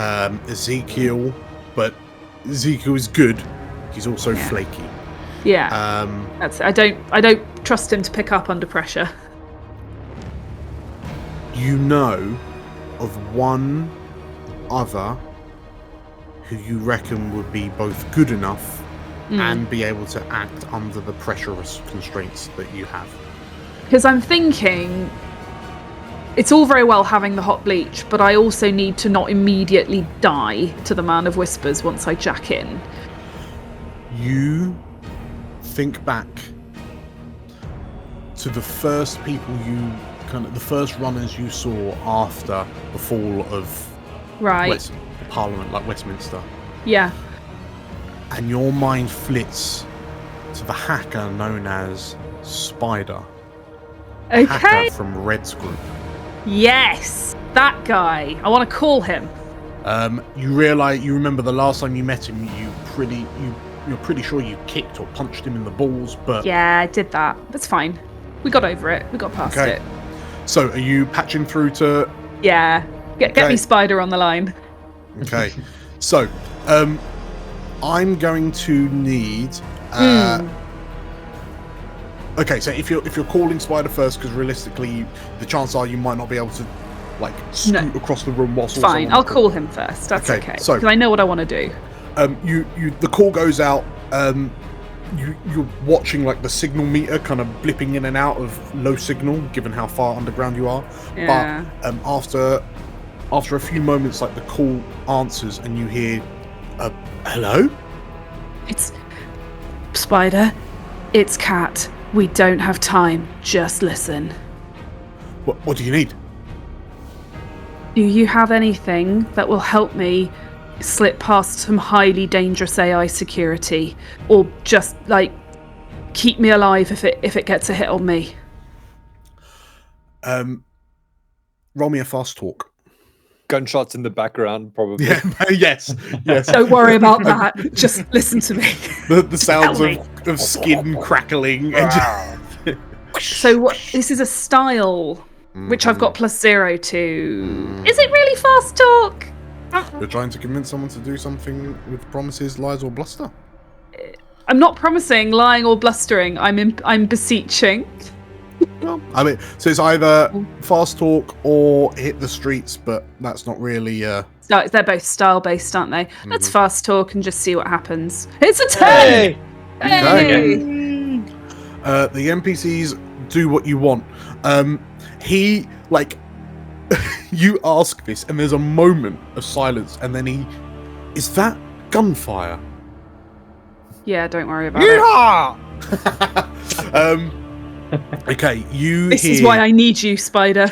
Okay, he, like, you can hear the runner in him just kind of kicks in, and ping me your matrix address when you're jacked in. I'll be there.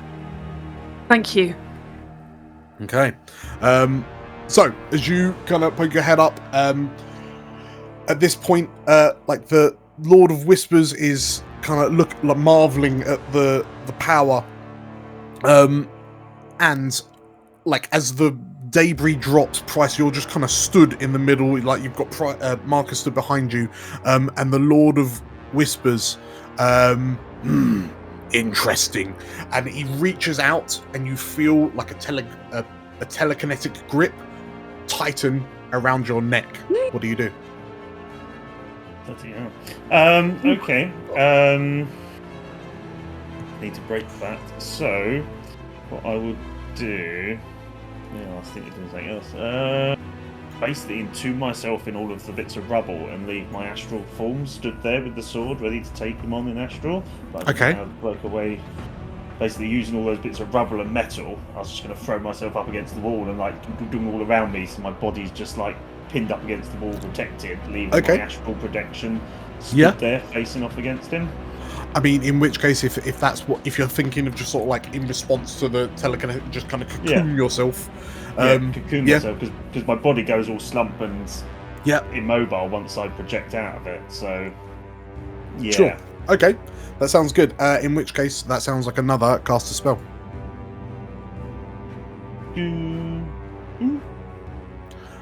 You've rolled a 9, which is a partial success. So you successfully cast a spell, but you'll need to choose Suffer Drain. The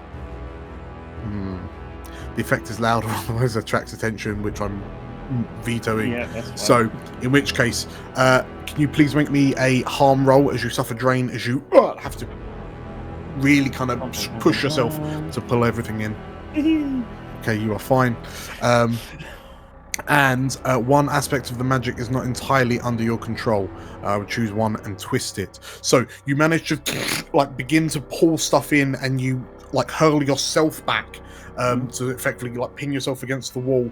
But your cocoon isn't complete, and there are bits of it that someone could reach through, for example, poke through. But you are, for all intents and purposes, like you've pinned yourself to the wall, and you're able to move into the astral space. Marcus, you're kind of knocked to the side as Price, like bits of debris slam onto him, and then he flies backwards into the wall behind you. And you move into the astral. Yes. Yes. Okay. In which case, as your head slumps, like the world. Like the darkness behind your eyes opens up to a world of black and white. All of the sort of like the glass panels on all the consoles you can see around floating in space as physical objects.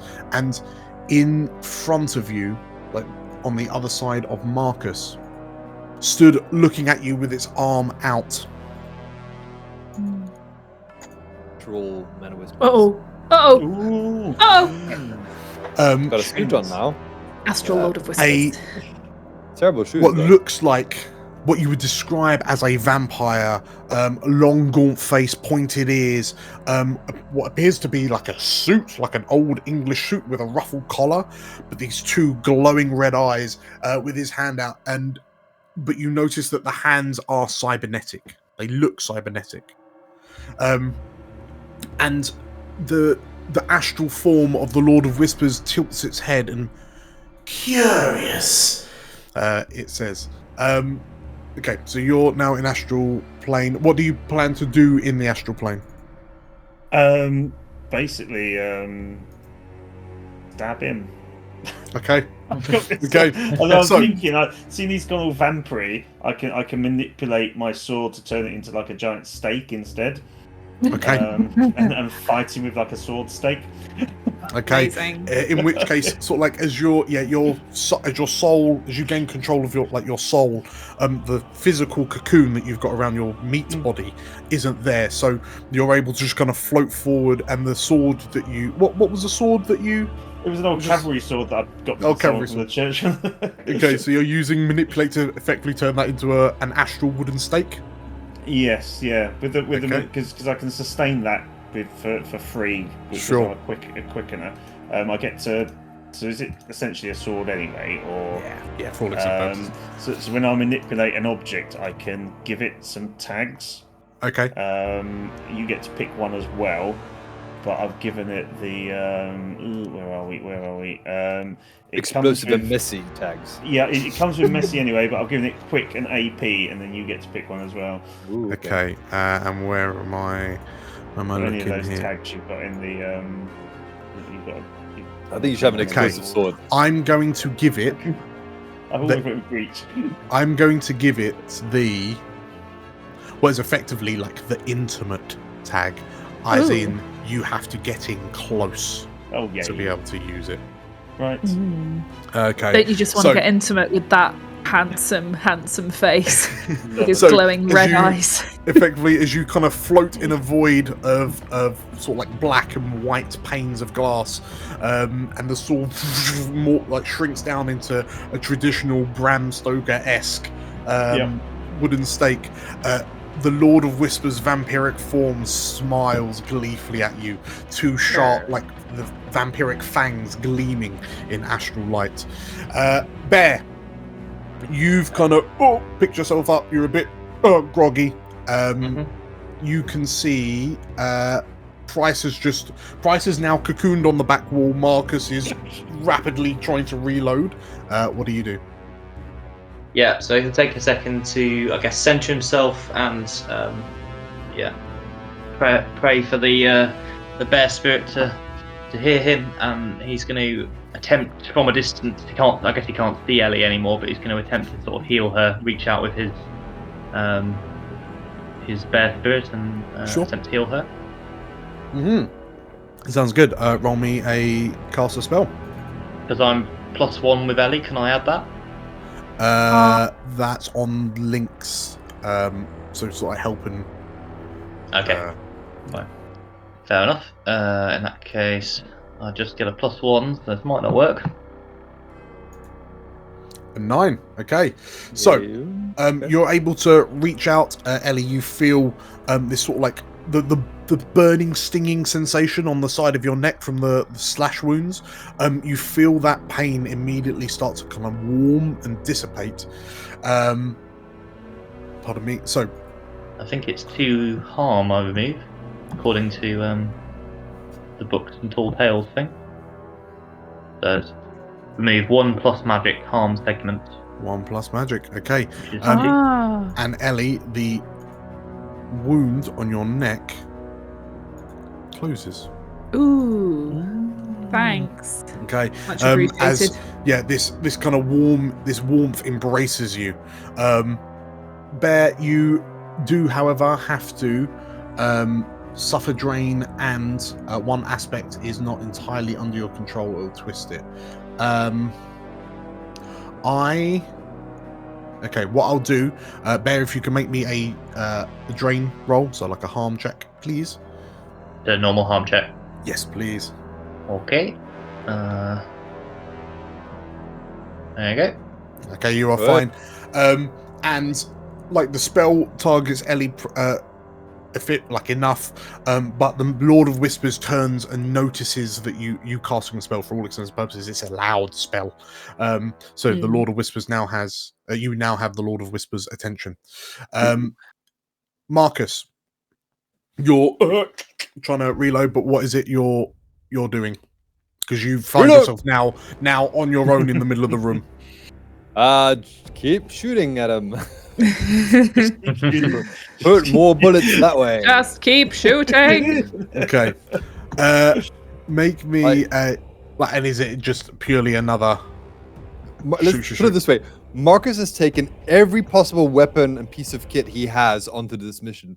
So he's probably got like 12 magazines, like 3 guns strapped to him, plus a grenade launcher. He probably has a rocket launcher. Who knows? Sure. But he's going to continue firing this. In this small room. Okay. In which case, roll me. Great idea. Roll me another. Roll me another. Mix it up. Yeah, we're mixing it up. Let's see. Mix it up with synth. Yay! Success! Great success. Okay. So, you notice you've bought yourself a couple of seconds as the Lord of Whispers turns to look to Bear, and as you sort of like very fluidly flick out the empty cut magazine and then slam in another, you like lock it and then aim, breathe out, and pull the trigger and hold on for dear life. Just kind of letting the recoil bounce into your sort of like your elbow pit. You strafe up the side of the Lord of Whispers, and the bullets like punching into the Lord's flank, like scoring and tearing off chunks of skin to reveal like a metal endoskeleton like underneath it all. And like the Lord of Whispers rocks as you do presumably another 5. It's 5, yeah. 5 armor piercing damage. Okay, so it's 6. And yeah, the Lord of Whispers rocks, and like as you hear the click, click, click, click for a split second as the mag empties, and then you look up and you notice that the Lord of Whispers turns round and is still up. You've blown out his right eye. There's now just like some sparks and fizzing coming from like the eye socket, but he has now noticed you and doesn't look very pleased. Okay. Don't mind me. To the point where like the one remaining red eye turns green, and he reaches out to you, and I feel like this is going to be like some sort of magic-y tech shit. If Dan, what is it? What he's going to do is attempt to mind control. He takes one look at you and notices that in the same way that you've just removed one of his eyes, he's going to return the favour. Dan? Dan? And in the Matrix, he sees your synth eyes in the Matrix, and he will attempt to, he's going to shut them down and blind you. Shit. Hang on, he was hitting us even when he could see. And I'm looking through your moves to see what you could do is in response. Can Ellie do anything as a reaction? I can take harm. You could stop firing on full auto. No, never gonna happen. Okay. I think in this moment, the only thing I could suggest is an act under pressure. As you attack. I know, because your eyes are just straight up synth eyes, aren't they? Oof. Yeah, probably. Okay. He's going to switch your eyes off. Oh, come on. Okay.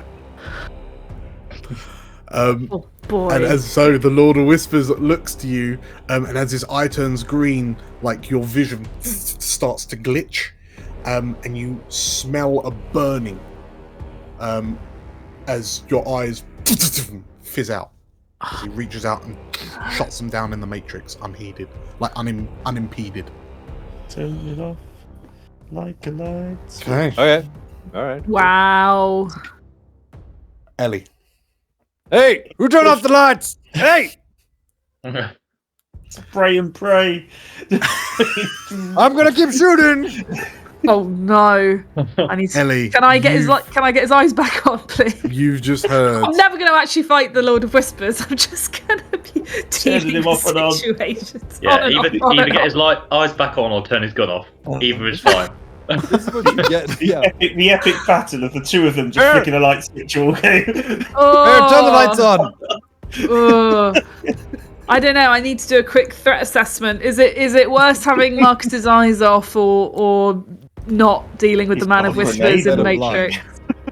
Well, Ellie, you're able to scan the area, and you know that, like, from the sound, from the cries coming from Marcus, he's just had his synth eyes fragged by the Lord of Whispers, and he can only do that via the Matrix. Sure. Yeah, I've got to deal with that. Deal with it. Okay. Can I?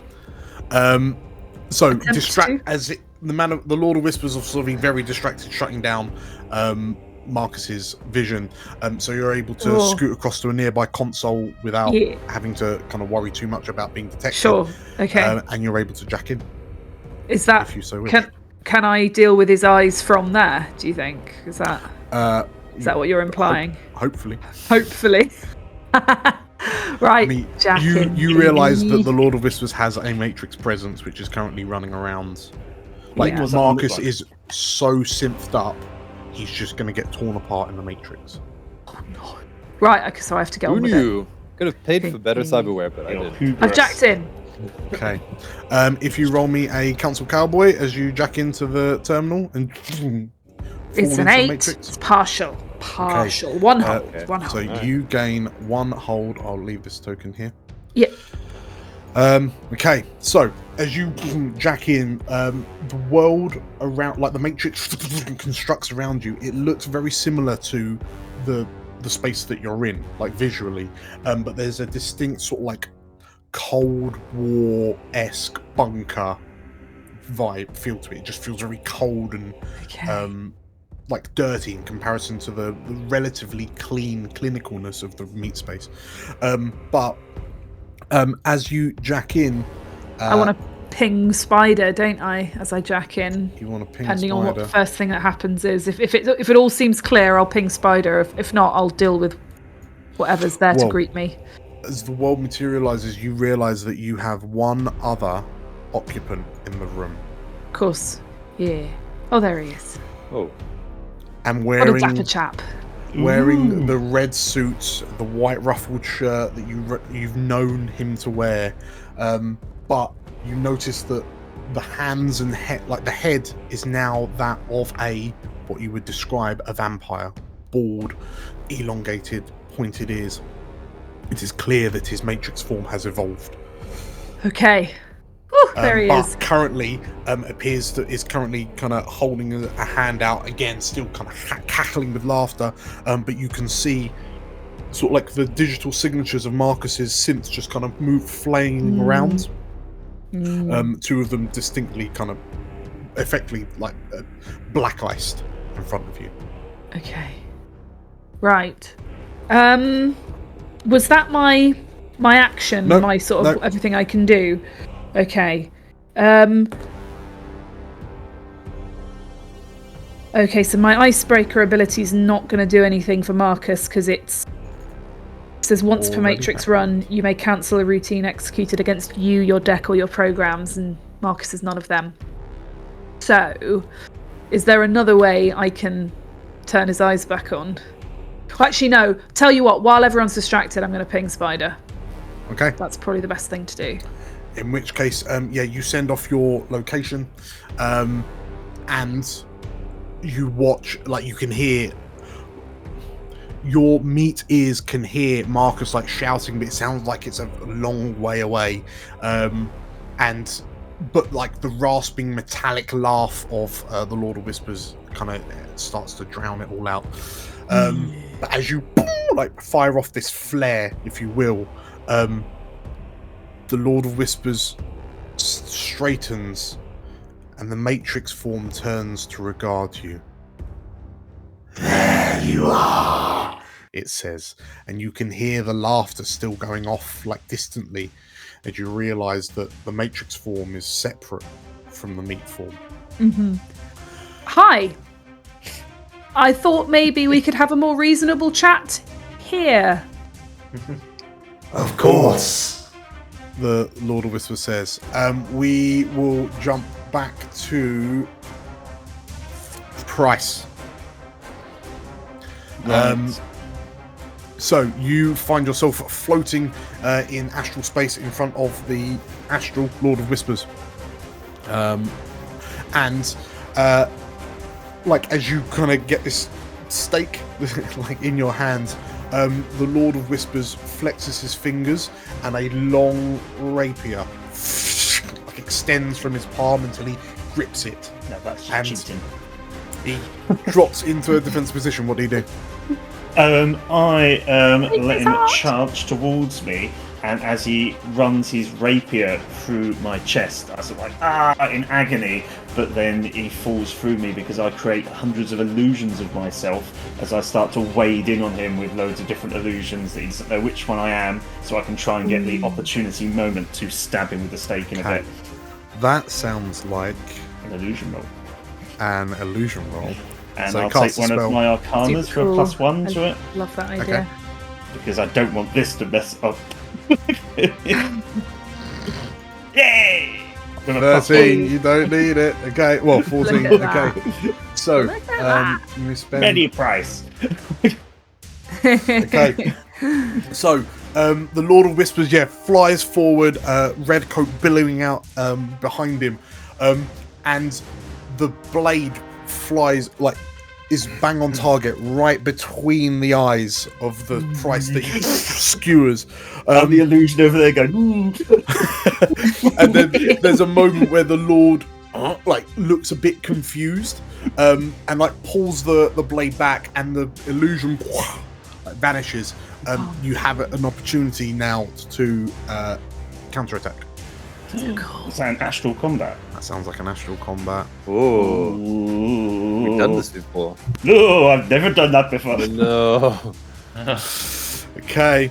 And as you kind of you pause for a moment as you're horrified with the sheer ferocity of the attack, but as you kind of pull yourself together and fly through at the speed of thought, to plunge this stake into the Lord of Whispers, he spins and slashes out with the rapier in response. So I'm going to counter that fail with a harm check, a harm move. You take 3 harm. Not very nice. I'll activate my little gem to take 2 of those away. And does body armor count in the astral? It does not. Oh no! Worth questioning. I'll pay extra for the astral. Yeah. So I'll take 1 harm. Yeah. You take 1 harm and a harm roll, please. Oh yay! I don't know what the harm roll does. It'll make things worse a bit, right? Yeah. Oh, it does stuff like that. Oh no! Price, you've rolled a 9, so please choose 1. You lose your footing. You lose your grip on whatever you're holding. You lose track of someone or something you're attending to, or someone gets the drop on you. Oh, let's drop the stake. It's more dramatic. Okay, so he slashes out, and as he rakes across your forearm, you like panic, and the stake kind of just falls and clatters to an invisible floor by your feet. And this vampire's face like pulls itself into a vicious snarl. Bear. Yes. Marcus is now flailing because he can't see. You've just seen Ellie like make a break for a console, and you've seen her like pull the lead out, jam it in, and go slump over a console. Price is cocooned on the back wall. What do you do? Yeah, so I guess Bear's trusting that the others are handling the Man of Whispers in their various ways, so he's going to attempt to do the same in his way. Yeah. Which is going to involve roaring and charging it with some fire axes. Sure. Okay. What's your objective here? Well, I'd love to just kill it in 1 hit down if that's all right. Maximum damage. I see. Okay. Roll me a. Mix it up. Yeah. Yeah. Okay. There we go. Okay. So you've rolled a 7. You must. So you achieve. Like you managed to. You're going to do your thing, but you need to choose 2. So again, vetoing too much noise. So you take harm, an ally takes harm, or something of value breaks. Sure. I'll take harm, and something of value can break. Okay. So you like as you run and you kind of leap up onto one of the consoles to get a proper like knees bent, soaring through the air, 2 axes above your head. You manage to. Like as you bring your axes down, the Lord of Whispers turns and regards you, and like a hand whips out and grabs you around the throat. And you get caught, but there's still enough momentum that your axes slam into the Lord of Whispers shoulder blades, and you hear like the cleaving of metal as you cut into the dermal skeleton underneath it all. The Lord of Whispers roars as he like squeezes, so you will take 4 harm from the claws, reduced by any body armor you've got. Just the amulet's just 1 use only, wasn't it? So. Do you not ignore quite a lot of damage anyway? Yeah, you have armor Bear. You have like 2 natural, right? He does. You're really good at taking harm. I have really good bonuses to my harm roll, but my armor is actually not that great, so I only reduce it by 1. Low AC, high hit points. I thought you just took hella low harm anyway. Oh. Yeah, so take 3 then. 3. Okay. No. And so yeah, he grabs you. You slam your axes in. The Lord of Whispers like roars out, and there's this like loud metallic kind of ring to the roar, as there's kind of the voice amplification units are a bit on the frizz. Maybe one of them's caught a bullet, and sort of like the face again like tightens into a scowl. Like one eye looks a bit. It's sort of like frizzing from the hole that Marcus has put there, but as he grabs you, he then like jams the fingertips into your gut. So you take 3 harm. Can I please have a harm roll? Yeah, I'll do my best. And how much damage are your axes doing to him? 3 damage. 3 damage. Okay. Oh. Okay, you are fine. Thank goodness for that -4. Yeah, absolutely. You're rolling high on that. But okay, so you've got your axes lodged in, and fundamentally, like as the arms come back, drive the axes a bit more, and the arms seem to be a bit limited on the movement because you've kind of pinned some of the servos and sort of like gears underneath in place a little bit. Sure. But like, I'm just going to leave the axes in there, actually, Dan. If that's if that's going to slow him down, I'll just let go of the axes and. Absolutely. In which case, as you let go of the axes and sort of grab his wrist, because you can feel the grip tightening around your throat. You can feel the points of his claws starting to dig into your neck on either side. Marcus. Okay. Everything is dark. You've just heard Bear roaring, then the Lord of Whispers roaring, and then Bear roaring again. There's just lots of roaring. Okay. And his eyes smell like burnt tacos. So yeah. I'd like to try something. Yes. So Marcus has a neural interface with targeting suite in his brain. Yes. And he also has linked weapons with scopes on them. So my question is, can he disconnect his eyes and connect directly to the scope to see via the scope? And so you just, he can see via the scope essentially. Amazing. You will feel as if your face is where the scope is. He's just going to shoot like this. Bryce! He's going to prod people with his rifle. Why are you so close, Bryce? Everyone will come into view with a very sharp, sudden... I am really liking that. I love it. Yeah, that's cool. I'm going to say in that moment, because you've got to keep a call, like you've just suddenly been blinded, you need to keep your cool while you kind of effectively reroute things. Roll me in act under pressure. Okay. Question. I have synthetic nerves that give me a +1 forward to act under pressure. Mm-hmm. Would these apply? They kick in. Yeah. Yeah, baby. All right, cool. Act until they get turned off. No. They were cheap. I get a +1 to that forward. All right, I get it. Nate. I stumble and flinch. Partial. Hard bargain, ugly choice. I can see which my scope. Which weapons are you scoping through? It's gonna be the assault rifle. Okay.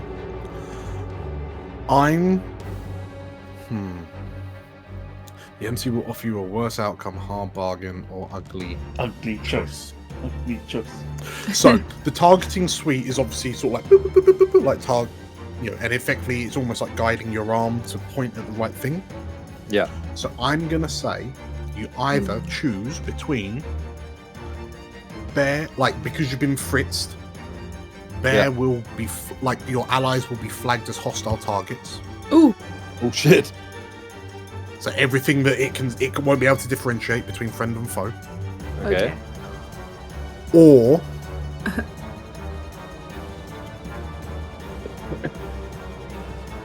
you get one go. One go, one shot. Yeah. You might be able to see how to reload properly. If you can only see through the scope, can you actually reload it all without? He can reload in his sleep. He's drilled this. Okay.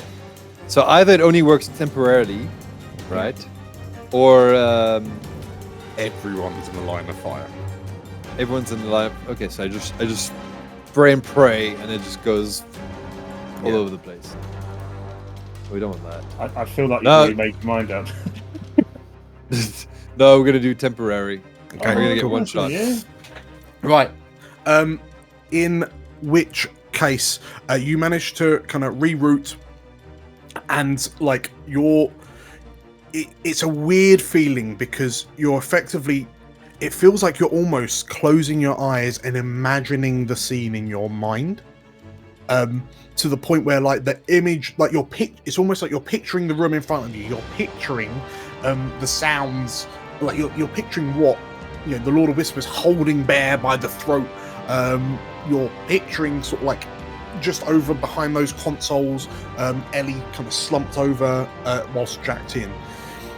And there's this point where you think, you almost can't trust implicitly on what you're seeing, but you also notice that whatever kind of black ice attack the Lord of Whispers has inflicted you with seems to be spreading through other parts of your synthetics. And we'll come back to what you do with your one shot in a second. Okay. Ellie, in the Matrix, you see like the Man of Whispers looks to you and I'm pretty sure the time for talking has passed, he says. He looks like, I think I need some he pauses for a moment and I don't think it's fair that only you have friends. And he sort of like points down to the ground, and you watch as he digitally compiles what look like 2 large black hounds with flaming manes. Oof.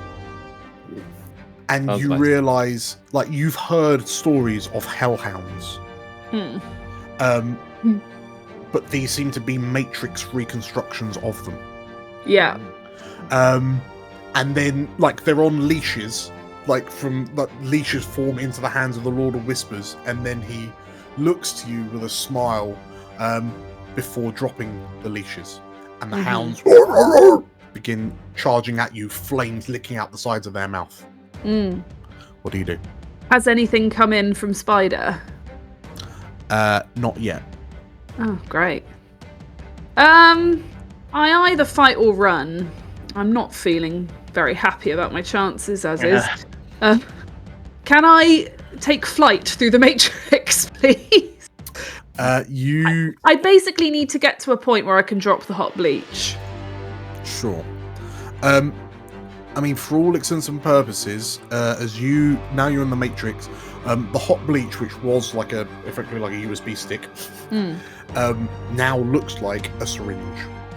Cool. What do I need to get to him? A high-grade syringe. Is that what I need to do? I need to put it in the Lord of Whispers? Do I need to find a place that it goes? Know, like, you've been told that hot bleach, whatever you inject it into, it will deconstruct and decompile that.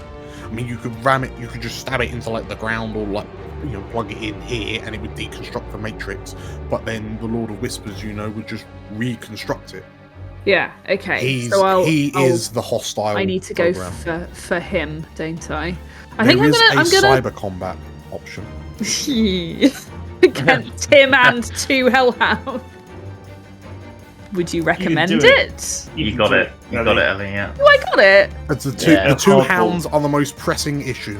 They are. Versus dog, see who wins. Do it. Right, Yeah, so I guess better to take take them on than the Lord at this point, when I haven't got anything special to deal with him with, apart from my hot bleach. So yeah, I guess I'm gonna engage in cyber combat. Okay. With the hellhounds. Yeah. I've got +1 edge. Why is this edge?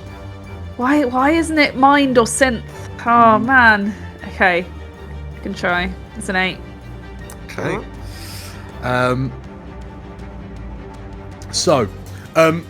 What does your cyber combat look like? Because are you presenting yourself as your avatar, or are you the cat? I think I am. I have been myself. I can choose whether to be myself or my little Slinky Malinky cat form. I think what I'm going to do is become like a Black Panther. And sure. Fight these dogs. In which case, as these 2 kind of digital hellhounds leap at you, your avatar like transforms as cubes and pixels kind of reform you, and as one of them comes in and its head's twisted to bite you, it is met with a massive clawed paw. Big swipe. And you shatter it into voxels. Yeah. And the second, so I run an IC on you.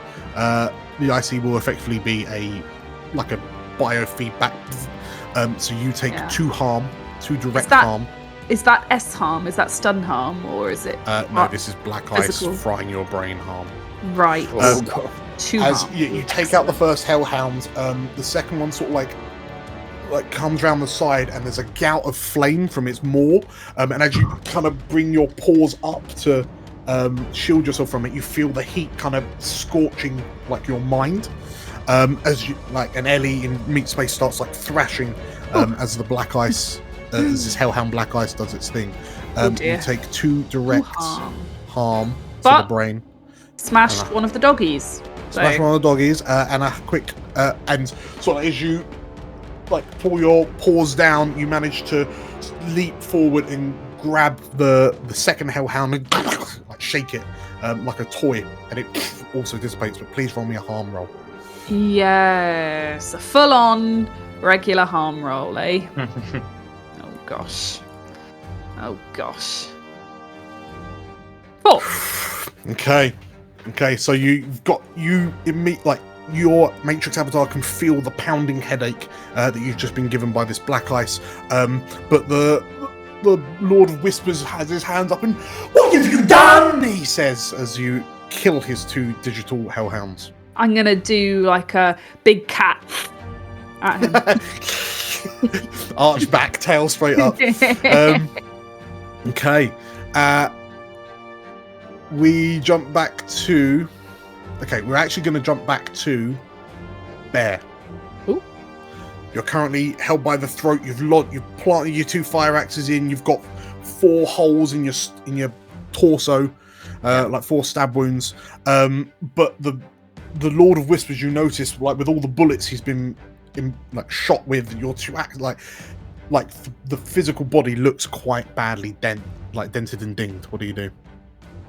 So it's fair to say there's some holes in him, is there? Yes. Okay. In that case, I'm going to use my gear that I have. I'm going to reach round to effectively a back pocket that he's got, and pull out a grenade, frag grenade. And through, I guess he's having trouble talking because he's being grabbed, but it's here, hold this, and just try and punch this grenade into the Man of Whispers. I'm gonna offer the fact that he's roaring, so he's got a big old open mouth. Yeah. I won't turn down that. So just. That's incredible. Like a carp in a fish pond. And ideally, if it's not too cheeky, I'd like to try and kick away. Plant his feet on his chest and try and throw himself out of the grip. But if that's too much, that's fine. Oh. Okay. So well plated that the explosion probably won't leave his body anyway. It'll just happen inside. I'll just gently close his mouth over. Okay. Holding that thought for a moment, Marcus. Yes. You, in your dream state view, can see what looks like Bear going to lodge a grenade into the open mouth of the Lord of Whispers. You know you have 1 shot. What's your plan? Shoot the Man of Whispers in the head. Anywhere specifically in the head? Where the grenade is? But will that detonate it? Probably, yeah. Okay. Yeah, let's do that. Okay. Let's do it. Okay. This is such a bad idea. Imagine Marcus just sees a target says Bear, Man of Whispers, grenade, and goes good, grenade. Eeny, meeny, miny, no. Okay. And he's blind, so he's shooting from the hip with his rifle by doing this. So we're going to hold those 2 actions. Oh my gosh. Price, you're in astral space. You're in astral sea. You've just been kind of slashed at with a rapier. The stake has dropped to the ground. I want to dodge round, positioning him between me and the stake. And then, as if to put my hands up and sort of whoa, hold on, telekinetes the stake straight towards me, so it goes straight through his back and grab it as it pierces through him, hopefully. Nice. This goes wrong, you get impaled. Yeah. We're going to hold that idea. Ellie, in the Matrix, you hiss as the Lord of Whispers kind of looks to you and sort of like holds his arms aloft and How can you think to stop me? I'm the master of everything! You hear he rasp, and you watch as sort of like the matrix space that you're in explodes outwards as he rapidly begins to reconstruct the space that you're in. I'm omniscient. I'm omnipotent. I'm unstoppable. He shouts, and sort of like his eyes widening with glee. And as he stands with his arms out, he's gloating too much that he doesn't notice. But you see 8 limbs reach out from behind him. What is that? Spider! 8 spider legs wrap round the Lord of Whispers, and he's confused for a moment. And in that moment, as he does that, my panther form is going to start running towards him and take a leap. And as I leap, I transform back into Ellie with a syringe, ready to plunge into him. Okay. Bear and Marcus, please both roll me a mix it up. All right. Okay. Mix it up. Inch. Oh. Kind of success. Oh. Kind of Good. success. Good. Kinda. For the situation you're in. Odd little injury. In astral space, as the Man of Whispers the Lord of Whispers bears down on you, Price, roll me a caster spell manipulation. Hey! Got Can I it. take an Arcana +1? Kind of success. In the Matrix,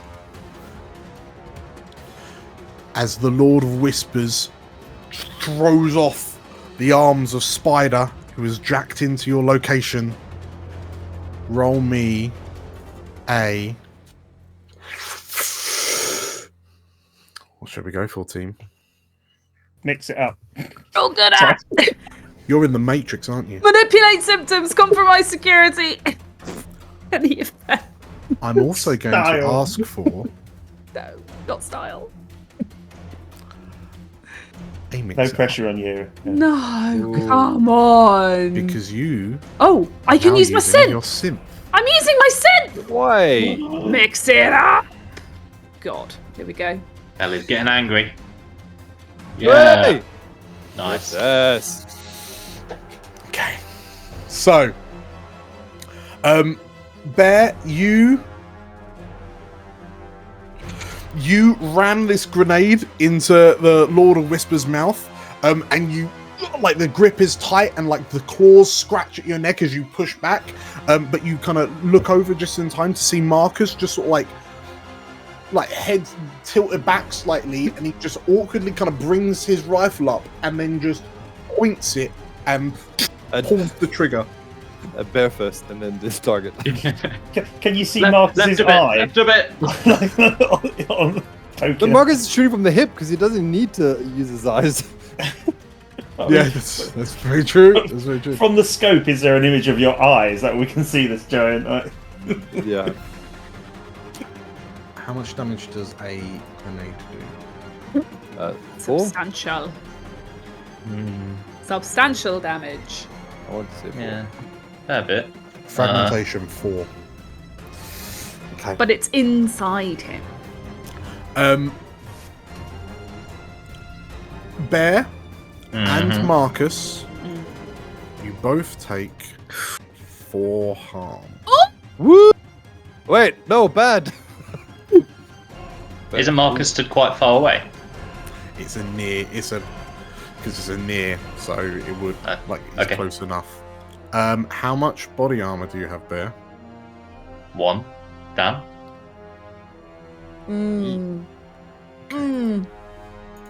Can Marcus heroically try to take more part of Bear's share? How much armor do you have, Marcus? I got 2. Okay. Eat. Bear, you look and see Marcus, and you realize in this moment, you're, for all intents and purposes, keeping the Lord of Whispers in place. And rather than try to pull out of his grip, you like seeing where Marcus is pushing, you push your feet out, your legs out, which pushes the Lord of Whispers' head back. Just as Marcus fires the shot that passes through the Lord of Whispers' cheek into the fragmentation mine that you can see protruding from his mouth. Ooh. As the explosion rings out, Marcus, you are thrown to the ground, and Bear, searing pain, and then darkness envelops you. Does he get to make a harm roll? Price.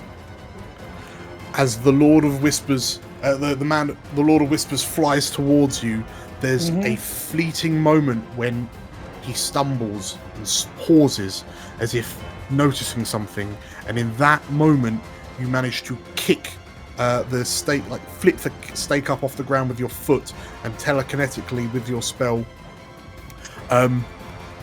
you fling the stake up, and it goes under the rib cage into the heart cavity, and the Lord of Whispers' eyes open wide as you stake him through the heart, but not before turning to you and running you through with his rapier. So you will take another 3 harm. Dang. That's right. Spicy harm rolls. It's almost Spicy like a finale.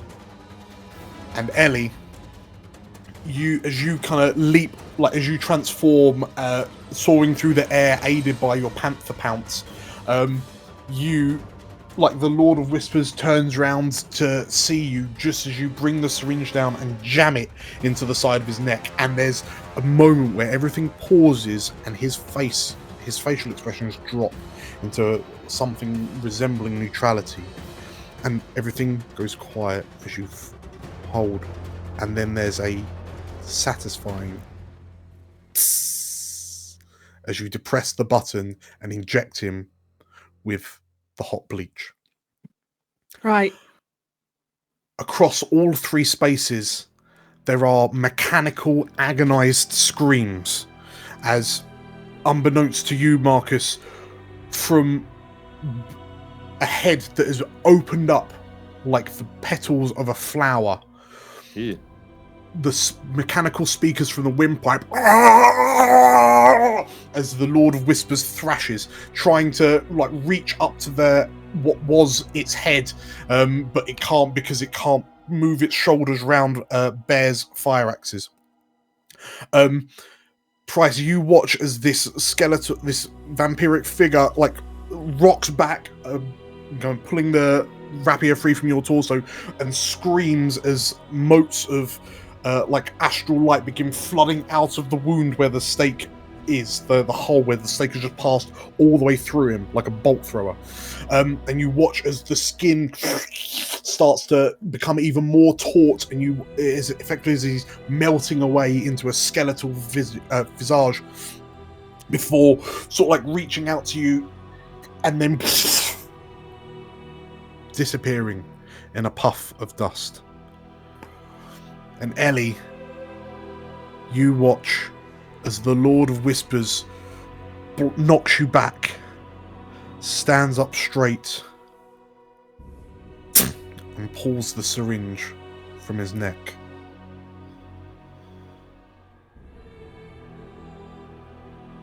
And as the world around you begins to melt, I'll be seeing you soon, Ellie. As you watch as the avatar in front of you begins to glitch, the hand holding the syringe flickers in and out of existence, and you hear a clatter as the syringe drops to the ground as the Lord of Whispers looks, and the hand decompiles and glitches, and he looks to you, and there's a moment of seeming peace on his face before he and vanishes from existence, leaving only the avatar of a spider behind it. What do you do, Ellie? I assume we have to get out of here quite quickly? Is the whole place melting? The whole place seems to be deconstructing, yes. I give Spider a nod and try to jack out. Sure. So you watch as this spider kind of nods, its 8 eyes reflecting in the green matrix light that's kind of piercing in through the walls of reality around you, and a white door opens up behind the spider, and a spider web spins out of its thorax, and it disappears up through a white hole in the in space as it reels itself out. And as you turn, you also begin the operation to jack out. Price, are you returning to meet space? Okay. Yeah, definitely. In which case, catacombing myself or cocooning Price, myself. as you kind of come to life, and you feel the cramped conditions you find yourself in, and the bits of lab equipment start falling away, and you kind of drop to the ground. You look up and see Ellie rousing herself and pulling the data jack from behind her neck, behind her ear. You can see Marcus kind of holding himself, staggering over and holding himself on to something, just sort of looking around a bit, confused. On the floor past Marcus is the now headless Project Orlock, Lord of Whispers. But emerging from a nearby console, a scorched console, you see a foot. It's Bear's foot. Is the body attached to it? Guys, we need to help him. Is Bear attached to the foot? Come on, help Well, I don't want to derm traum the foot and find out the rest of him's not attached to it. Well, that's going to be the biggest mistake. I think we'd all. Wait a minute. As soon as we realised, I think we'd all run over and start trying to pull equipment off him so we can see the state of him. Yeah, I've got tons of derm patch things. Trauma derms. Trauma derm. Hey, Yep. who goes I think there? it might be a bit late for that. No, don't say that. Really?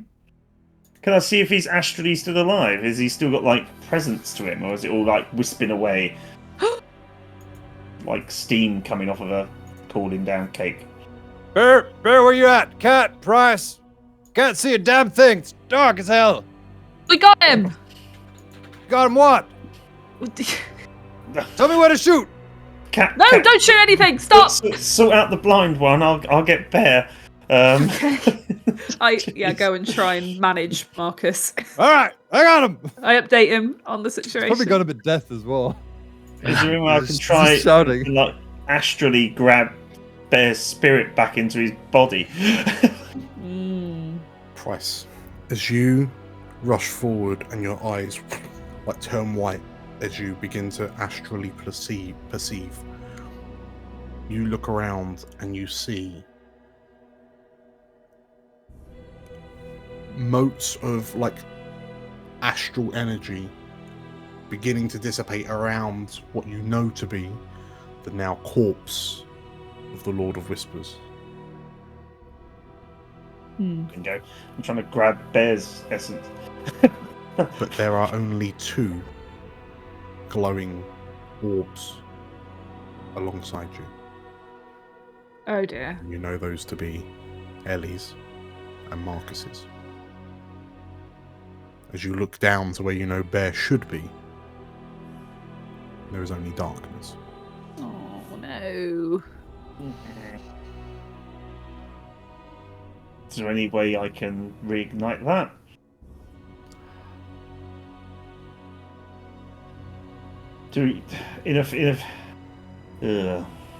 Bear. Moments earlier, you knew what was about to happen, and as you close your eyes and push with all your might to put the Lord of Whispers' face in the direct trajectory of Marcus's shot, what were you thinking as you knew that this was the end? I think he was thinking of, rather than any of the missions that they've gone on together, he's probably thinking of times they've just spent hanging out in Ellie's flat all laughing together, drinking tea, like probably a moment with each of them. So probably like he remembers watching cartoons with Josh, Kat trying to like teach him how to use the phone in the apartment. Yeah, Price drinking tea with Price. Fixing my car. Yeah, fixing your car. Yeah, yeah, and probably like out drinking with Marcus and getting in bar fights. Oh yeah. Just like those sorts of little moments where he kind of remembers that these people are his family and that they're sort of worth what he's doing. Sure.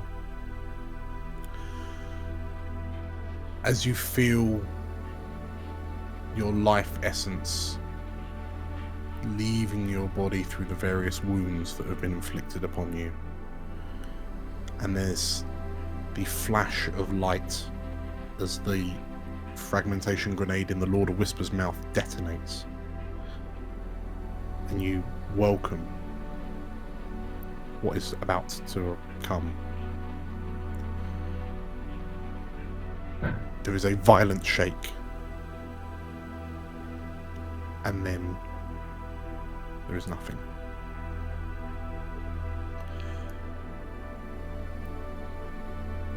As your bodily functions begin to rapidly stop working,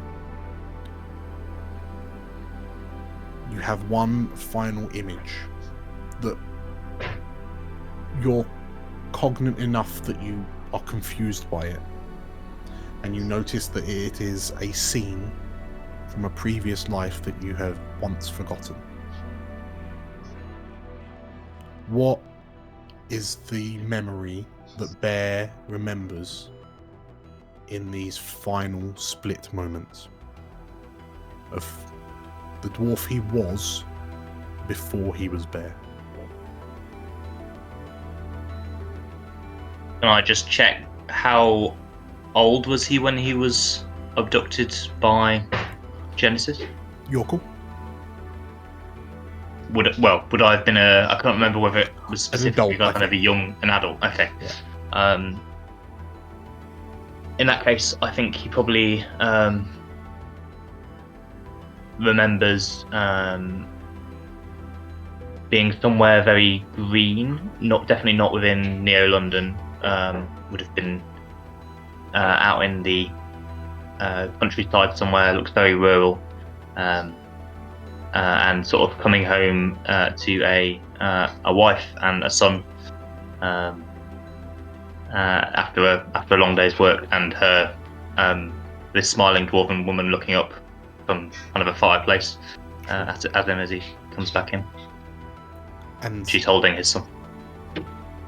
In that moment, you appreciate that you remember the thoughts of how curious it was that people would willingly live in such a dark and dingy, bustling metropolis like Neo London, where up north in the UK, in the Lancashire region, life's just a lot more rural. The Age of the Dragons has, don't get me wrong, made some changes, but life is just much more pleasant here. And as that memory of warmth and home begins to fade,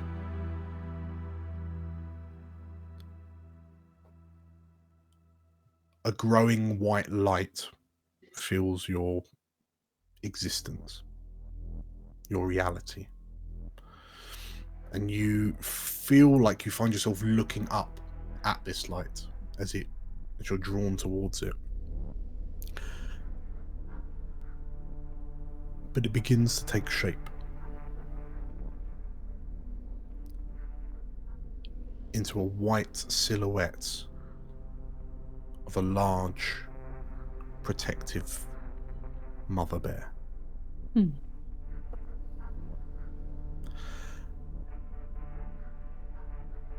The bear approaches you, nudges you with her snout. And as she places a paw on your chest, as if to welcome, seemingly to welcome you,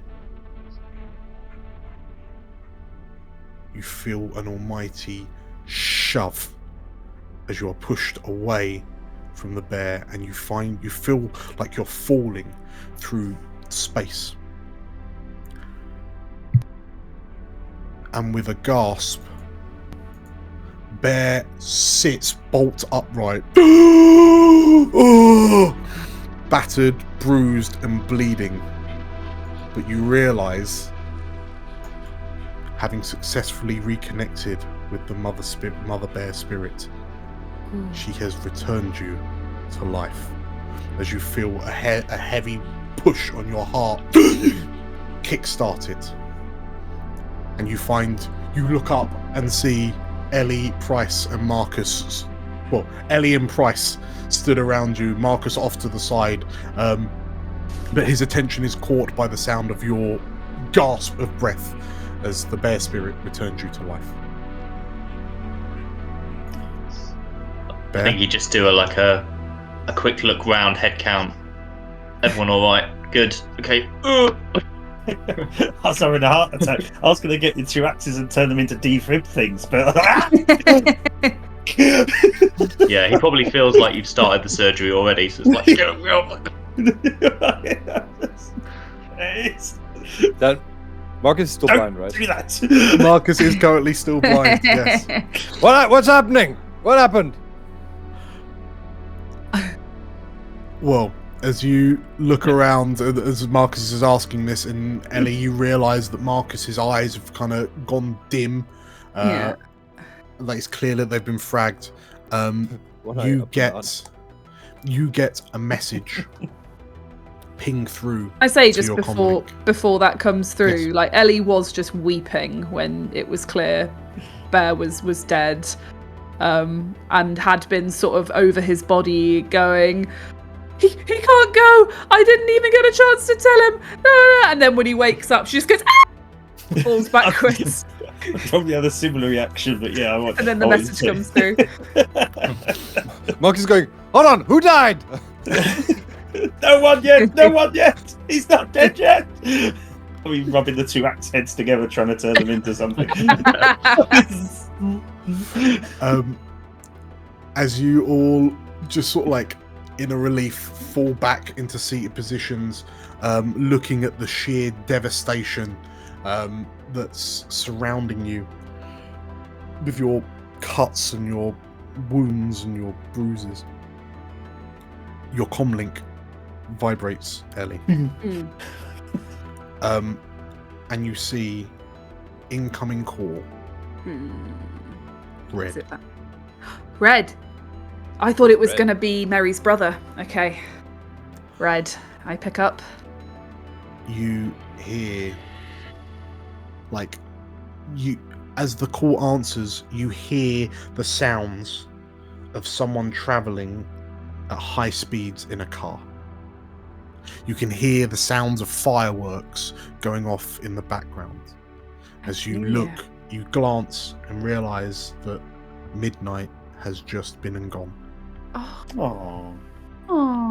And as you hear the sounds of Neo London celebrating the new year through the comlink, you hear the voice of Red, your fellow runner from the very, very beginning, say, Spider's told me everything that's happened. Don't worry. We're on our way. And as you know that you're about to get some help to evac, 1 week later. Ooh.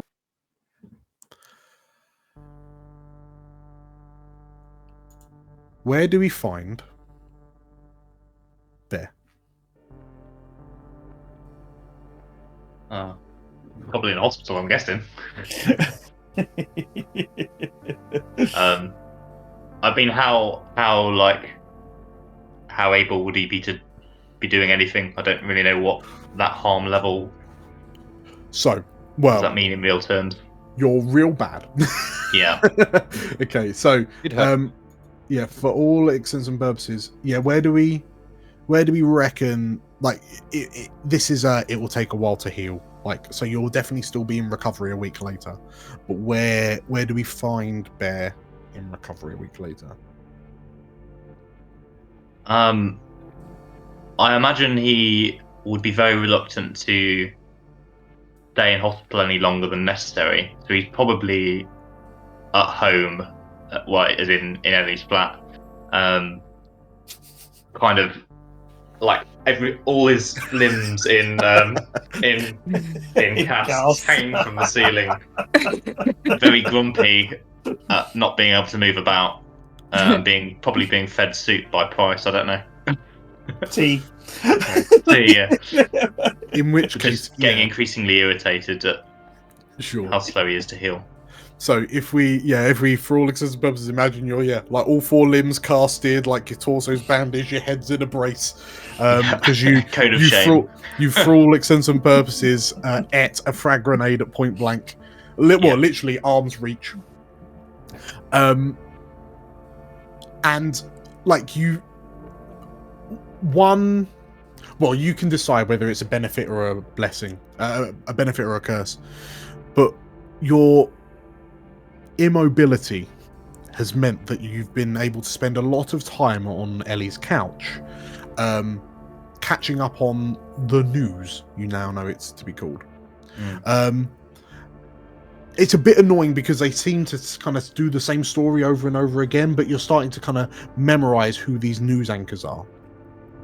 But you've been watching the unfolding events in the aftermath of some terrible unforeseen glitch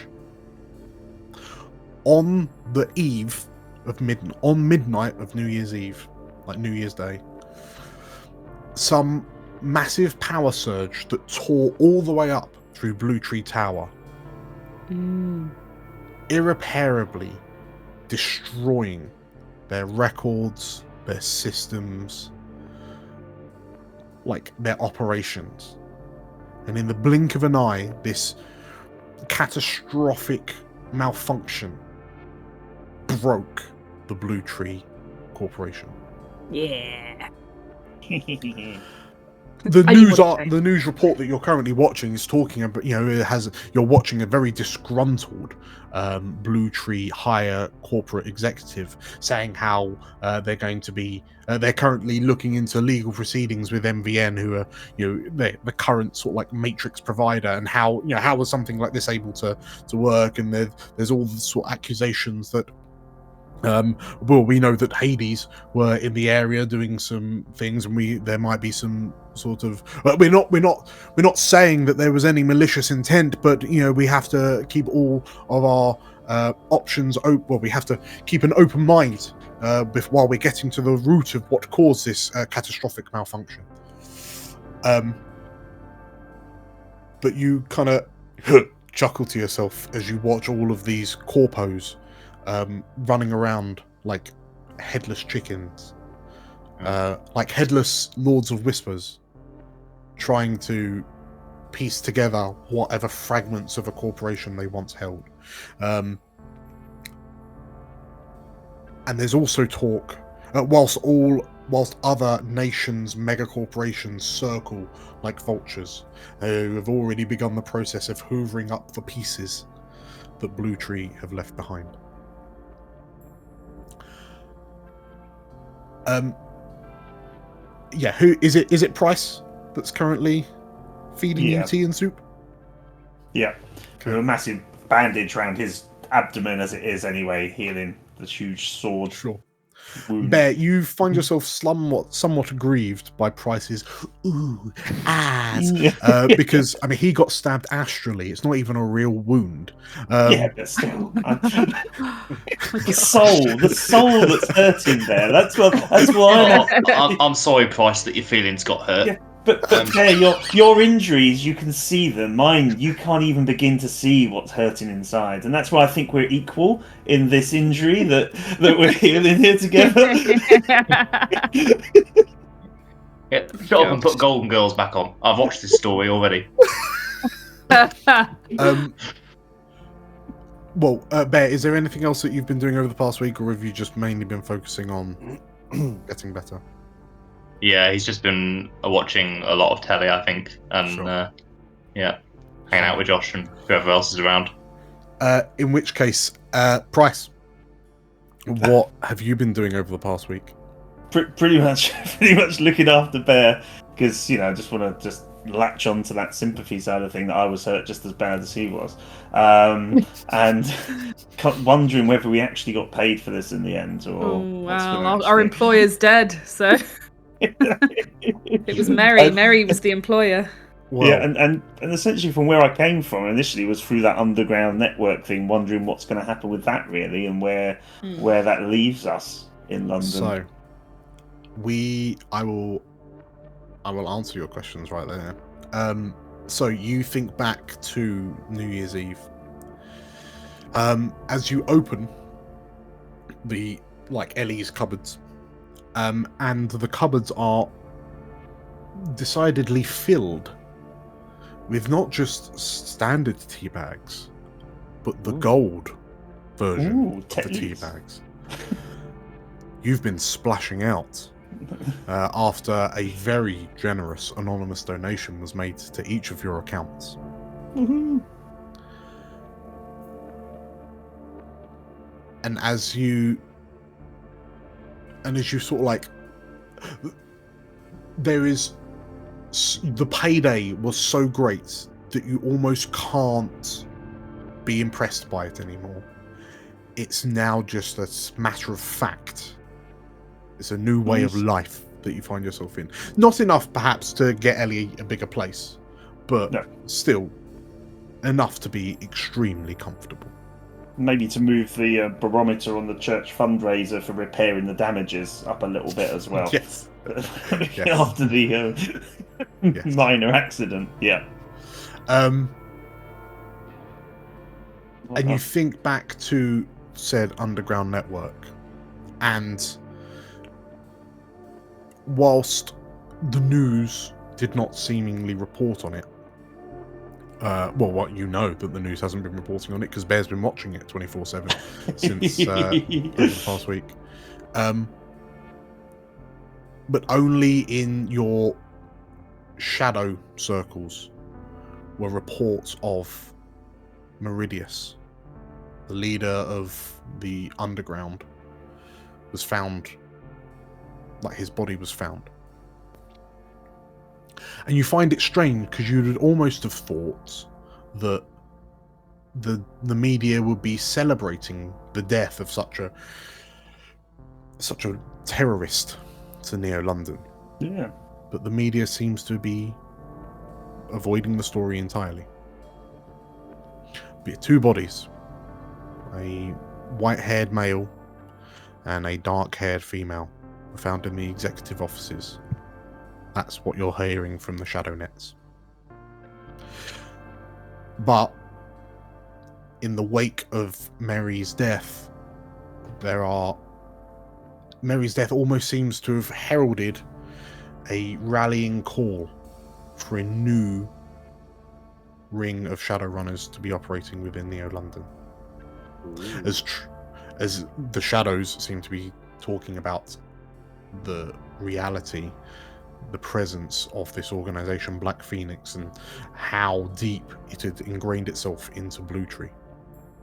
And through Mary's sacrifice, one of the posts says, he was able, with some other runners, to overthrow that oppression.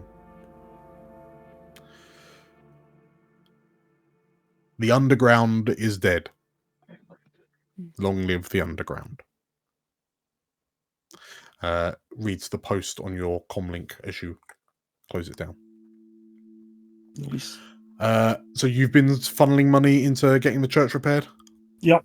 Sure. It's been the talk, the topic of primary discussion between all of the Mavises and Dorises, as you certainly overheard one of them swooning over the hunky construction workers that are kind of repiecing, like only the best will do. Putting together the front of this now blown out church. But yes,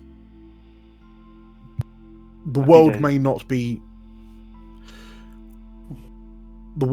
know exactly what happened, but you know that you made enough of a ripple to affect those important to you. Cool. Marcus, where do we find you? What have you been doing for the past week? Marcus probably got some new eyes, because the one that he had were fried. And then he paid extra for the secured encryption model. Good. Okay. Good investment. So are you heading to Ellie's? He will do. I think in the next week or so, Marcus and with the destruction of Blue Tree, Marcus has been pumping out his business.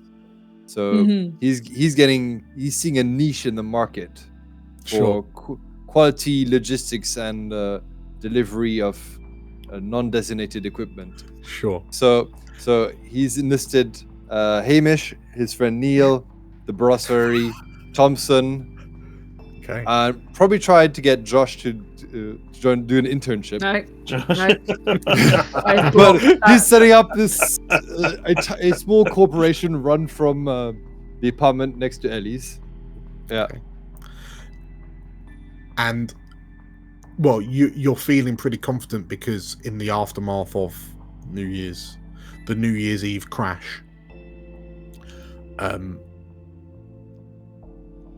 your clients, though they won't verify it directly, you have your suspicions that they are some of your clients are distinctly more corporate in nature, judging on the numbers that are now flying backwards and forwards between you and your clients. And he'll go and see, I guess, go to Eddie's apartment. In which case, as you let yourself in, like Price looks up to you, you see Bear just kind of start to turn his head in your direction. Bear, listen, don't look at me like that. Wasn't intentional that I blew you up, all right? Listen, there was a targeting suite, the grenade. I thought, don't look at me. What? Yeah. The TV. What was that, Marcus? You blew me up.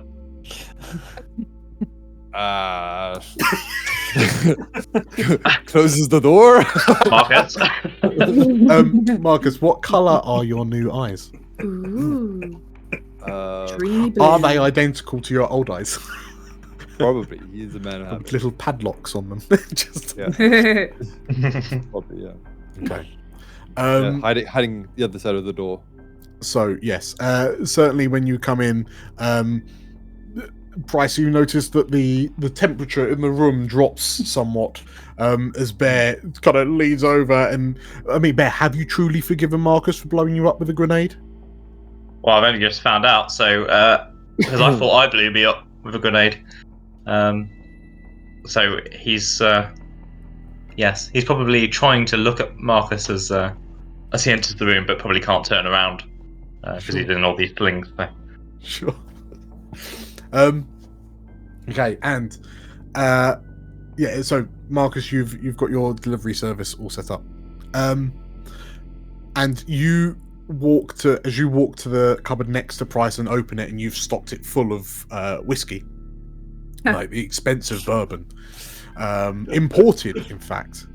The three of you all hear the door open as Ellie returns from dropping Josh off for his first day back at school after the Christmas holidays. Shadowrun school. Yes. And Ellie, what have you been doing over the past week? Well, obviously, the first thing that happened after we got out of Blue Tree with Red's gang was she went to pick up Josh from the cafe, make sure he was all safe. And since then, it's funny you mention, not enough money to get out of the flat, because the first thing that she decided to start researching was whether she could actually sell the flat, because it belonged to her grandmother. Sure. And so she's in the process of, now that she's got the payload from that, from the aftermath of that job, she knows that things have calmed down a bit now. There'll probably be a bit more space for regular work, rather than dealing with whatever the heck's been happening for the last few weeks. She thinks there probably is scope to start planning a move to a better place. More than one bedroom, I think, is essential. Yes. Now, if any of us are planning, even if no one is planning to stay from this group, I think just for her and Josh, it feels quite important. They both have their own space, so she's definitely in the market for somewhere bigger. So she's been dealing with lawyers to talk about. I mean, selling a flat takes ages, so it's not going to happen any time now. But she's in the process of doing it. From a company called West Side Industries. Oh no! Marcus wants to buy the flat as his base of operations. Excellent. Marcus, so you can put the rent up. West Side Industries. Not Marcus. Yeah. Completely unrelated. So yeah, sure. In which case, yeah, Ellie, as you kind of shoulder your way into the door, you're kind of flicking through the property adverts that you're flicking through on your comlink, and then you kind of close it down as you see like the three boys in the flat, and I guess there's this weird sensation of kind of normality. You've just come back from the school run. Josh wasn't impressed that he was being escorted to school by his sister. But with everything that's happened, perhaps it's better to be safe than sorry. I took him on the motorbike, and as he walked in, I shouted out, "Bye, Joshy, love you!" in front of all his friends.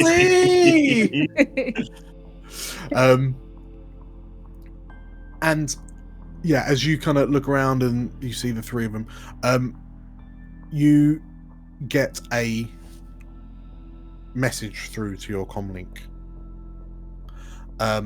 from Red.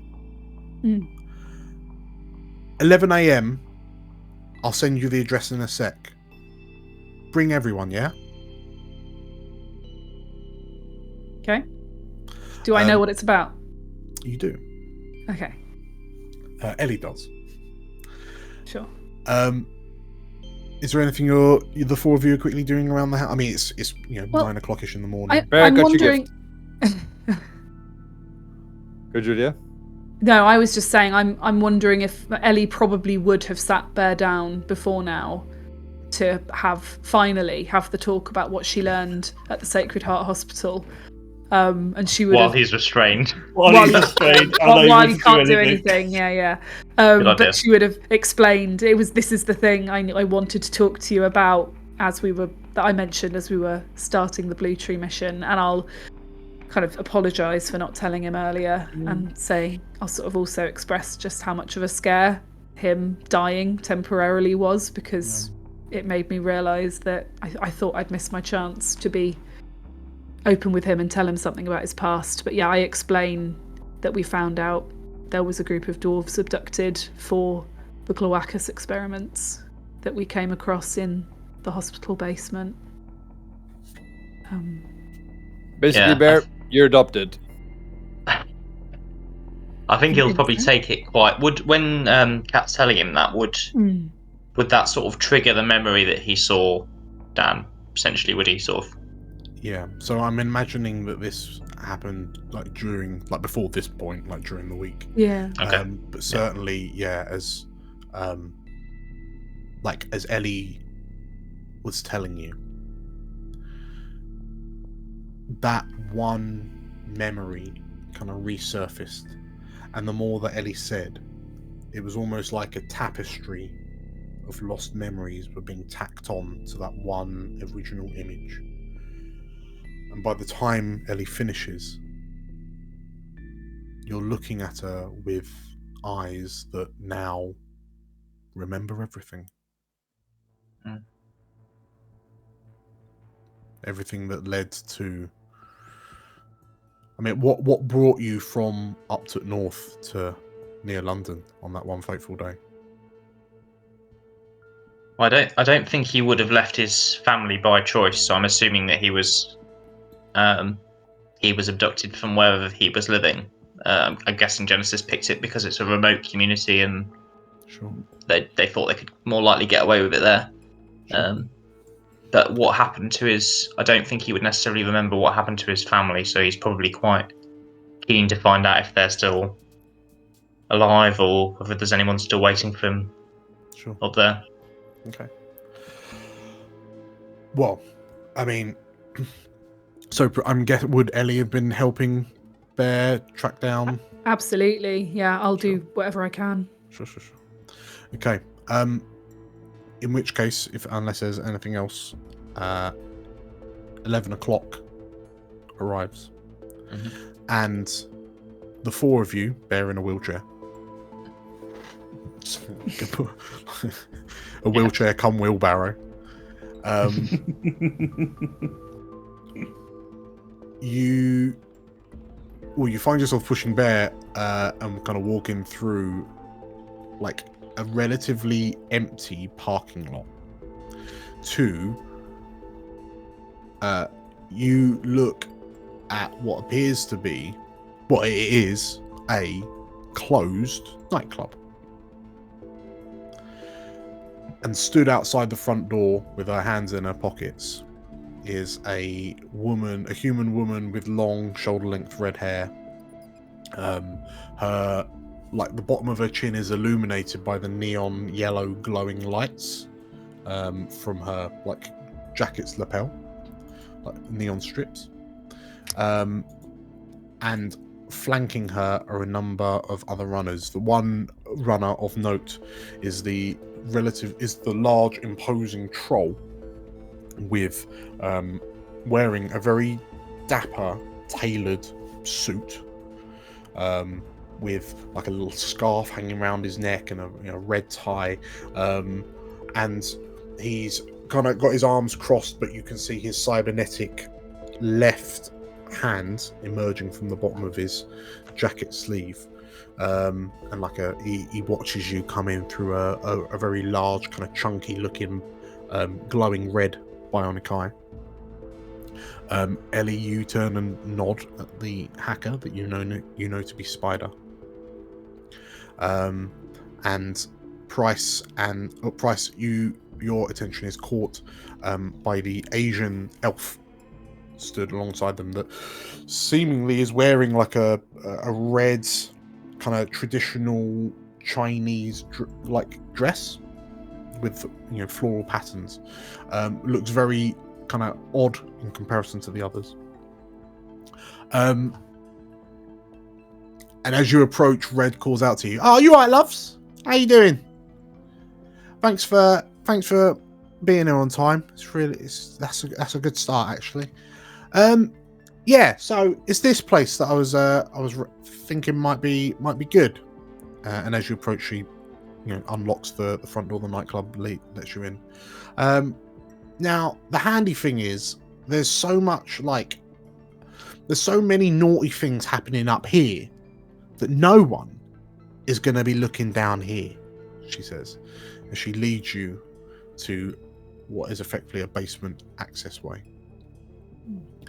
And the troll, Ronnie, carries Bear in his wheelchair down the steps into this basement area.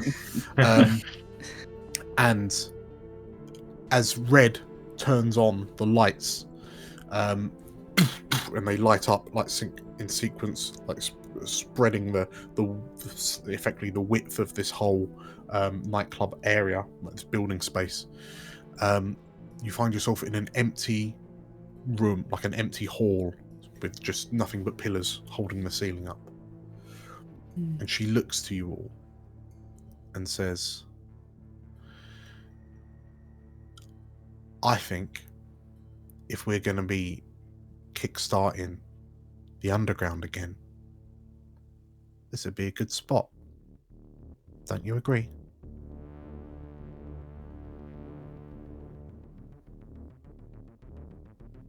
We could get into something.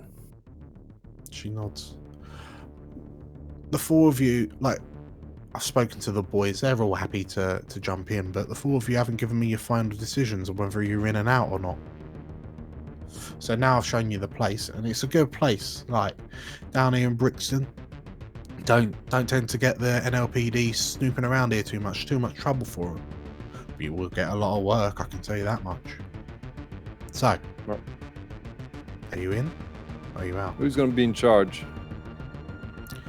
Well, I imagine a council. I mean, you four bloody saved near London, didn't you? So I reckon you'd have a pretty strong sway on what is and isn't done. It's one thing to be able to call your own shots. Just imagine being to call other people's as well. Information is power. All right. She looks to you, Marcus. You in or out? I'm in. She looks to Ellie. Yeah. Tilts her head. Oh yeah, I'm in. She looks to you, Price. Oh yeah, we can make this work. And then she finally finishes looking at you, Bear. And like her eyebrows kind of raise and her face softens. What about you, big guy? Have you got any other pressing matters to attend to, or do you fancy becoming a Shadowrunner kingpin? Well, he thinks about it for a second. Well, I've got a little trip I need to make up north, but I think whatever I find up there, I'll be coming back at some point. These three wouldn't survive without me. Terrible for getting into trouble. Kind of true. So true. I'll be gone for a little bit, but hopefully I'll be back before too long. Well, sounds like we have a deal. And as Red kind of looks at the four of you, she smiles as she holds out a hand. Here's to her every other payday from here on out, eh? And with that, we'll call it there. Way. Shadow again! Let's go Shadowrunning! We are the Shadowrun Kingpins of Leo, London. Same time next week. Can I request we set up a health plan, please, this time? Medical Some sort of insurance system. Full medical and dental. Yeah. You're our health plan.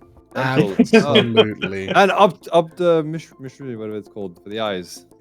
Yes. Hey, optician. Is that what it's this called? Is what happens optician. when you don't play an Awakens. You take all this electronic stuff, come back and bite you. Congratulations, everyone, on completing London Underground. Oh my gosh! Wow, end of an era. Definitely. How many episodes? We do 8, 10? 9 missions. Amazing. And all of those that came before. Yeah, I was going to say. Oh yeah, we played from the beginning of the pandemic. That's how we started, wasn't it? We had somebody else on board originally. Was it on top of Jake or instead of you, Jake? Was it Tom, wasn't it? Of me. Tom? We had Tom instead of Jake. Tom from our old D&D group, but yeah. And then we brought it onto YouTube, and so we've been playing this game for ages. I think it might have been my first RPG game. Was those? Really? Yeah, of any kind. Yeah. Good one to start on Shadowrun. Oh, so good. It's been brilliant. Thank you so much, Dan. Yeah, thanks, Dan. No, thank you all for playing, and thank you all for watching and/or listening, everyone. It's been a journey, and I'm so thankful that you've all decided to stick it out, players and watchers and listeners alike. So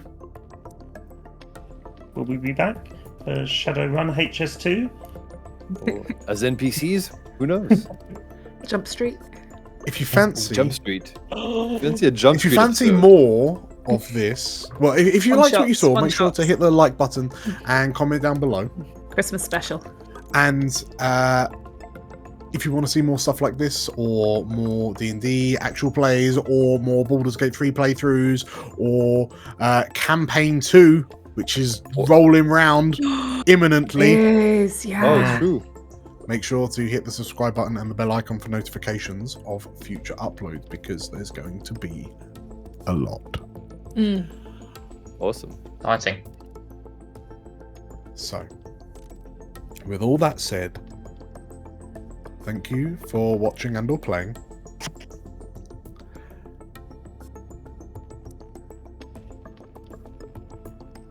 Ellie, your phone, your comlink begins to vibrate. Oh, that's weird. Incoming call. Yeah. I think it's probably Josh. He probably forgot something that he needed for school. Unknown number. Oh, strange.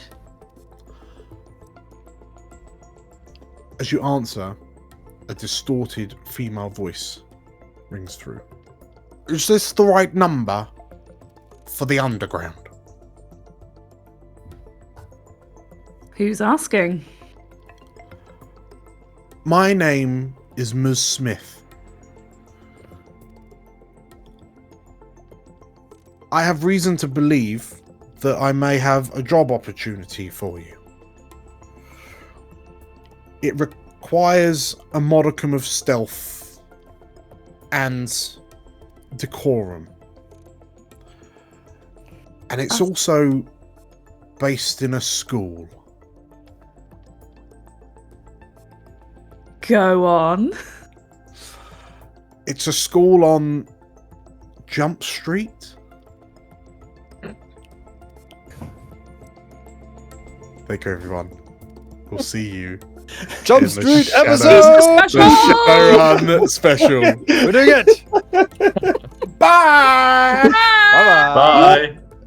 Bye.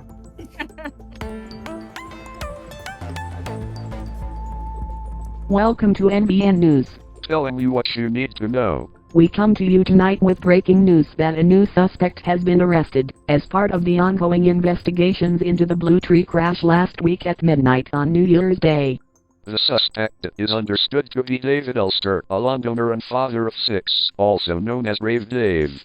Ulster is due to be questioned for the riot incited in the aftermath of his unlicensed music event outside the Blue Tree Tower, on the night of the crash. We will bring you more updates on the investigations as they emerge.